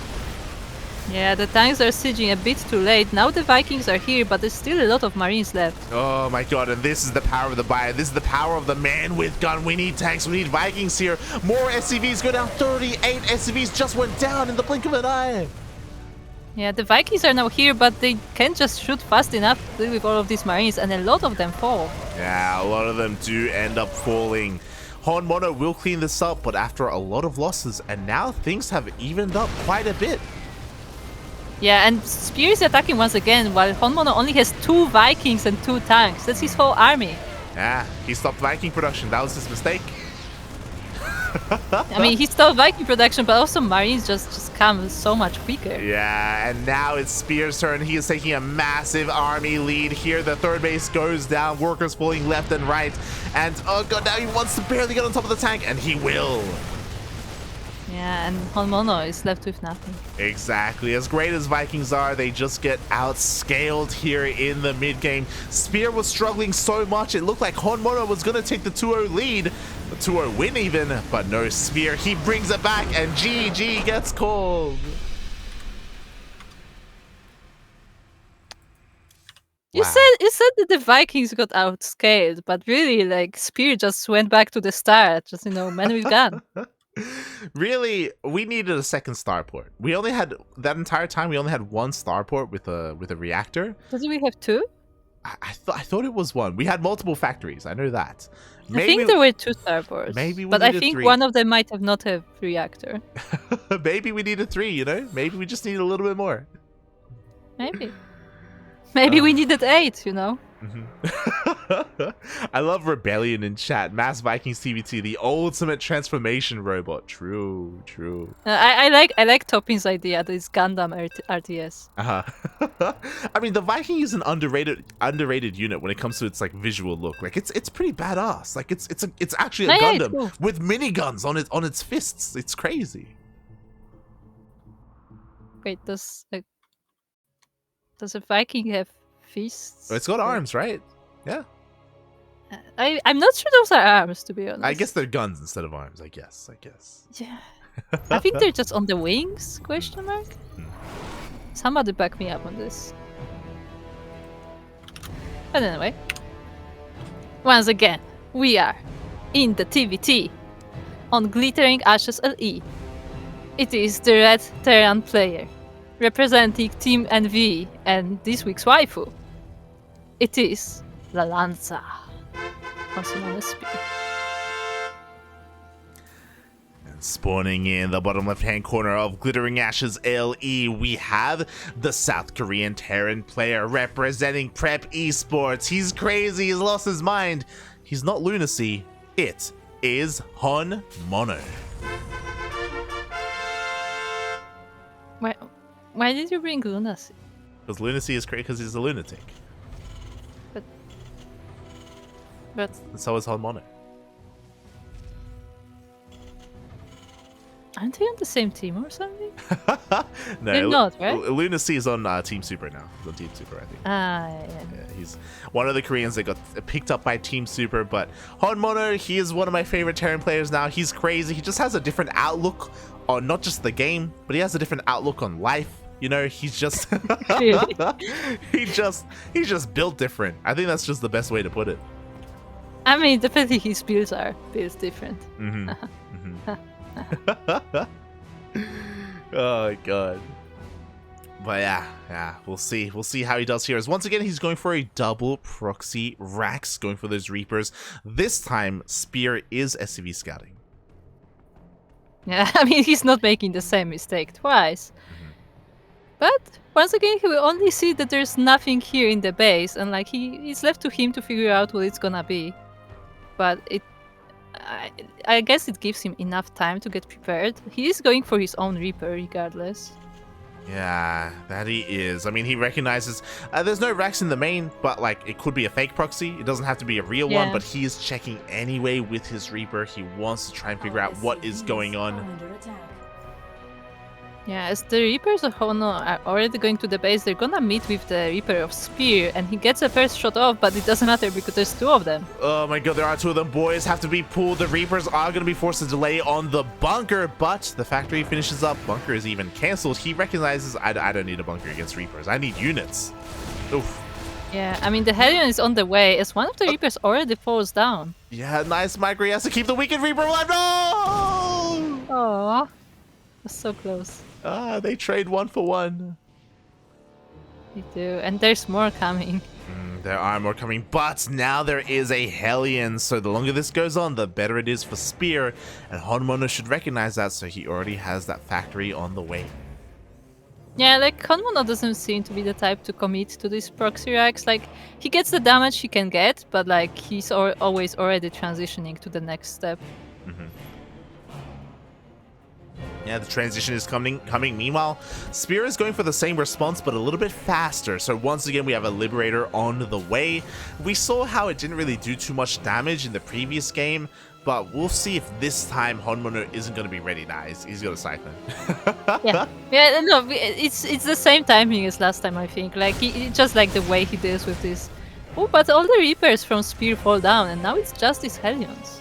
Oh, yeah. Exactly, we do have the control of the low ground in the hands of HonMonO. CC is not thrown down at all. It looks like we're going to have a high ground CC for Spear if he wants to expand, if he wants. Right, he's flying in the barracks. Yes. He's flying in the back, he's distracting the Marines so they're not at the front. He does get that high ground vision. He will be able to scout the main base, and HonMonO confirms that there is a CC. He does. He was trying to land them for a second. But yeah, he's just being annoying. And the Marines are busy with their axe, so they're not focusing on the Reapers, but the Reapers are starting to get very low, so they have to be very careful about these Hellions. Yeah, now that we have the tank like Spear, he's perfectly fine. He shouldn't be losing too much else, and now the Liberator can go across the map, but as we know, the Liberator probably won't deal too much damage. Like, we already have the Cyclone. Not just one, but 2 Cyclones, and I'm shocked HonMonO is double expanding. Yeah, I mean, might as well. No.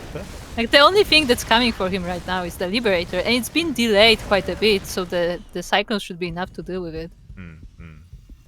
Like, look, Spear does the same thing. Exactly. There we go. To great minds, they think alike here, as both Terran players are working on their third CCs. They know how late their expansions are, and I guess neither one of them really wants to be too aggressive, so yeah, they're getting away with their bases. Yeah, and HonMonO was waiting for the Liberator, so it doesn't even get to go into the base, so no scout for Spear. Yeah, Spear, he doesn't know that HonMonO is doing the exact same thing that he is, you know, getting a faster TC. Which is pretty important, you know, to recognize if you need to be, like, more defensive or pump out, like, more units ASAP. We know that both players are going to calm down a little bit, and we're going to get into the mid-game. Most likely.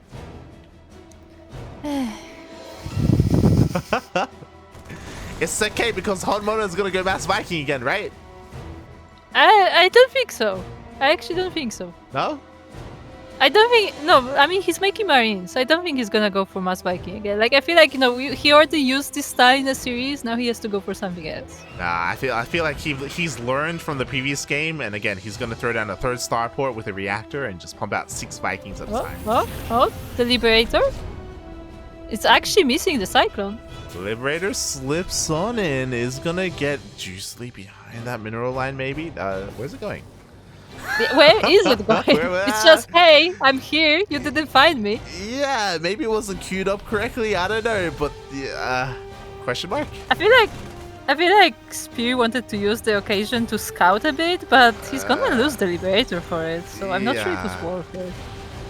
There was potential. Like when it got behind the main mineral line, I was like, yo, let's go. We can get damage done. But unfortunately, it was not the case. He did confirm the 111, but he actually even didn't see the 3rd CC. Oh my. Yeah, I'm not sure if it was worth it for Spear. But he is moving out regardless. He is moving out, looking to deny that 3rd, or I imagine maybe he's crazy enough to try and push into the natural base. Meanwhile, I'm disappointed because you're right. Stim is on the way. This time HonMonO is getting upgrades. He's working on double engineering bay as well. Like he is going proper bio tank this time. Yeah, no, it didn't look like he's gonna go crazy this time. He may still like do something weird later in the game, but from the way this build was going, it looks like Marines. But hold on. Yeah, nice snipe from the Cyclones. They do get a tank, and they both come out alive. Cyclones are insane. Just 2 Cyclones in a dream, and you can make some magic happen. As HonMonO, like killing a tank is honestly pretty important. Does even up that tank count despite Spear starting tank production a little bit faster. But I don't know if HonMonO is really going to push out anytime soon, and he's going to wait a little bit longer for that 1-1 timing. You know what I see every time I see a Cyclone? What do you see? I see Lumia playing on Abiogenesis. Remember that one? That ridiculously short map that was so short that if you build in your main, it was the same as a proxy. No! Another tank! Up! Oh, saved. Almost gets another tank, but that's a callback. Abiogenesis. That's a long time ago. Jesus Christ, that's the origins of the CranKy Ducklings. And he gets the tank! Yeah, gets the tank, but there are still so many Marines and all the tanks are disabled, so it's just Vikings. Oh, but you know what? That's exactly what HonMonO wants. He just wants pure Viking, and Spear recognizes as we saw that. Last game. Exactly. He respects the Vikings, and he does not push up the ramp. Yeah. I mean, since the interference matrix is out, like the Marines would have a bit of a harder time against the tanks, but they will try again. Yeah, they're looking for a way in. There is maybe an avenue into that natural base. The Raven's going to move on forward. Is going to disable that tank. Oh, the Raven does fall down for it though, and now the Marines versus Marines. Yeah, I don't know if you noticed, every single time tanks get disabled for HonMonO, he immediately throws down auto turrets. He immediately covers his tanks, and he has been trading so well. Looking at the units lost, he hasn't lost a single tank this game. It's crazy. Oh, that's very nice. Oh, Spear is trying to drop, but he may get sniped. Oh, yeah, exactly. A little bit ambitious here. He does try to go on top of those tanks, but he will be forced back. And HonMonO, he's defended all the aggression. Oh, yeah, I mean, you say that, but there's a drop in the natural. Wow, his attention was pulled apart, as was mine. And this time, some tanks are finally going to go down. In the end, HonMonO will be able to clean this up, but how much damage can he deal before that happens? Yeah, I mean, he had to defend with using all of the SCVs, so quite a few of them fall. But I'm not sure that's enough damage for Spear. Yeah, a little bit of miscontrol there as well. I don't know if you noticed, but Spear, he landed both those tanks, and they were actually right-clicked on the CC. That's why the CC was dealt so much damage, and that's why, like, he didn't get a lot of SCV kills. Yeah, I was wondering because like all these SCVs were like bunched up, but like not many of them were falling. Like only 8 died in total, even though they were fighting against both tanks and Marines. But I guess that explains it, yeah. Yeah, so a little bit unfortunate there for Spear. Could have dealt a little bit more damage. HonMonO still taking a lead in the worker count. Meanwhile, Spear, he's not done though. He's still trying to find a way in. At the same time, he still has that drop on the left-hand side where maybe he can get some damage done. Maybe. Yeah, it's only 4 Marines, but if they manage to slip by the defenses, then they can quite a few workers, though. Yeah, definitely. Never underestimate the power of a man with a gun. Meanwhile, Spear, he's still That was rotating deep. around. He's still rotating around. He's outside of Sense Tower range, but he does get spotted by HonMonO. Yeah, HonMonO is making sure to have these spotter marines making like keeping an eye on Spear's army, and at the same time he's trying to attack. Yeah, exactly. There's an army here at the 3rd base location for Spear, but not at the 4th. And that's exactly where HonMonO is. And he's gonna get this base down. The repair is not fast enough, and yeah, he takes down the base. At the same time, though, Spear attacks on the 4th of HonMonO. Yeah, he has to, right? He rotates around. He needs to get some damage done because he lost an entire base, and he will get here at the 4th base location, but HonMonO is ready for it, and he turns around with his CC. Yeah, he managed to already leave the CC, and like while the base is denied, like he didn't lose the building, so it will be that much faster to retake it. Exactly. Meanwhile, HonMonO has to be so careful. There are so many medevacs here, and he will be able to outmaneuver the army of Spear. He turns around, and now after all said and done, HonMonO, his macro has been insane. He has a massive supply lead. It's mostly Marines. Yeah, like he's just been trading better. Like he's just been that much more efficient with his control, with his engagements. Oh, he's splitting though. He has to be careful about that. And that may change here because he sims forward into Siege Fire. Ooh, this is a meat grinder. Oh my god, and he will be able to trade a little bit more efficiently with all these Marines. He will be able to clean up the tanks. Yeah, the last tank almost got cleaned up as well, just barely saved by the medivac. And yeah, the Spear's army is gone. Pretty much. Thankfully, he has been reinforcing back at home, but he lost the majority of his Marines. He doesn't have a lot protecting his tanks as he goes for a bit of a triple drop here on the left-hand side, running into that main army. Yeah, he will run straight into the main army of HonMonO. He should be able to siege first. Yeah, there it goes. But still, there are tanks for HonMonO as well as the Ravens. That's the big thing. Ravens have survived this entire time, so he's going to be able to disable the tanks. Yeah, at least one of them gets disabled, two actually. And yes, HonMonO just clears it up and once again denies this base. Yeah, he just stims on forward. There's nothing to protect these tanks. At the same time, Spear is going for a double drop across the map. But because of that, he just didn't have enough at home to protect those tanks. Yeah, and the army of HonMonO keeps moving forward. The tanks are not sieged yet, but there they go. Exactly. Meanwhile, that double drop does hit the natural base, but we have reinforcements. We have our rally here back at home, so HonMonO shouldn't lose too much. I say that he loses 20 SCVs, but we're still he equal. actually tried to defend with the SCVs, directly attacking the Marines, and a lot of the SCVs were lost. But he is sieging Spear at home. Yeah, and that, like, even though he lost 20 SCVs, like, we're still relatively even in SCV counts. That shows how far ahead HonMonO was. Yeah, and I mean, Tehran. They always have mules. But in a TVT, Both of them do. your opponent has mules as well. It's Imba, mate. TVT unwinnable. Unwinnable. Unwinnable. Unwinnable. Meanwhile, the Ravens are still alive, so we still have that stuffed up energy. We have the air superiority with the mass Vikings. Spear, he's trying to catch up in the Viking count. To be fair, we do have 4 against 8. Oh boy. The tanks! Yes, HonMonO's army moves in once again. They're going through the choke point, but it doesn't matter because there's just not enough for Spear. She is cold. GG gets called. HonMonO, he goes Super Saiyan, and in a standard game, he takes the series. I mean, standard-ish, yeah. That was a proxy 2 racks, but I mean, that was fine. Look, for HonMonO, that was very standard. It was. GG, well played. Congratulations. HonMonO makes it out of Group B, and he will join Trigger in the playoffs. Yeah, not gonna lie, I was kind of hoping that HonMonO would move through, so we can see more of his crazy games. Like, I feel like that after all he did in this group, it's very fitting for him to move on. Oh yeah.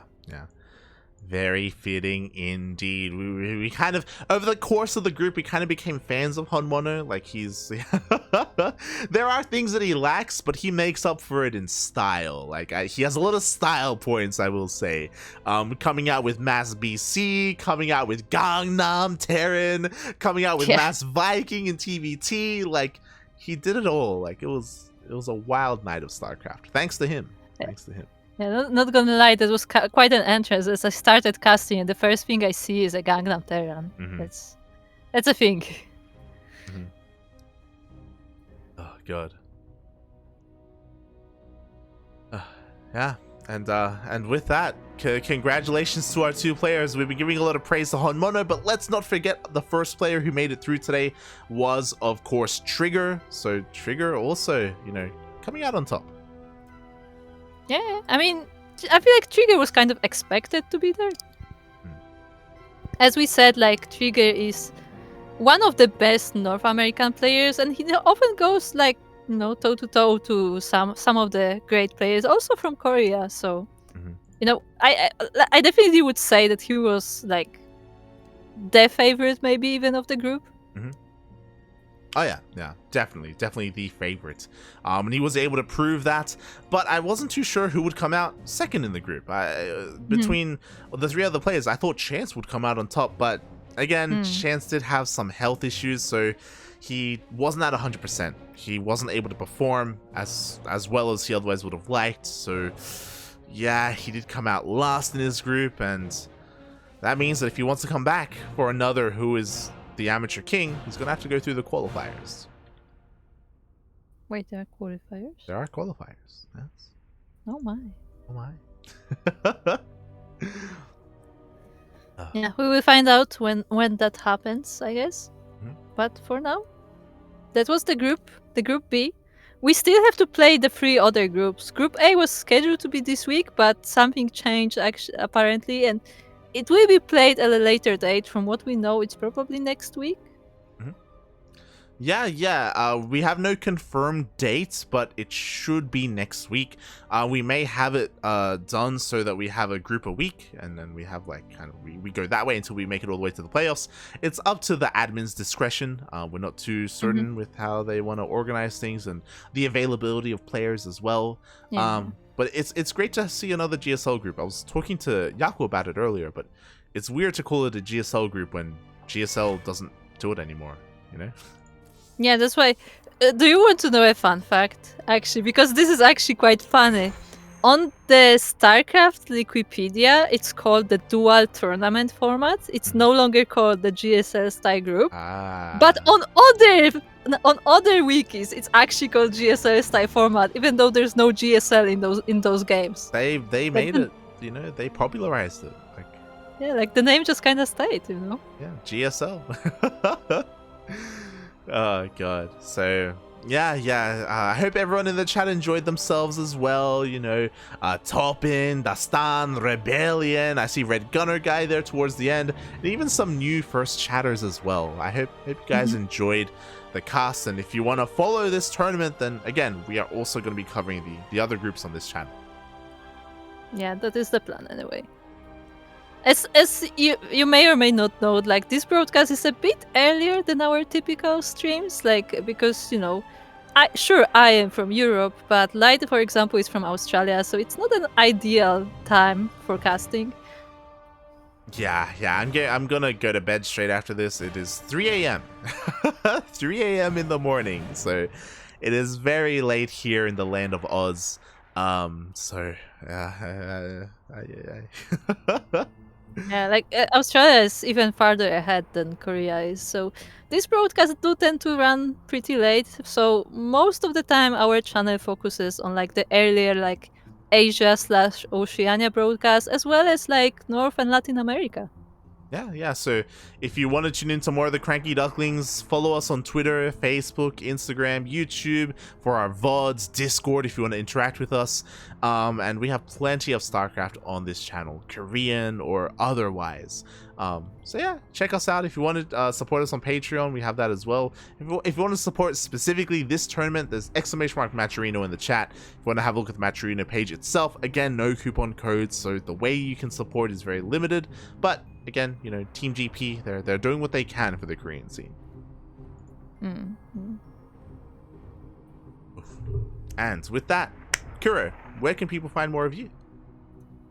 If you want to find out more of what I do and more of my projects, check this channel.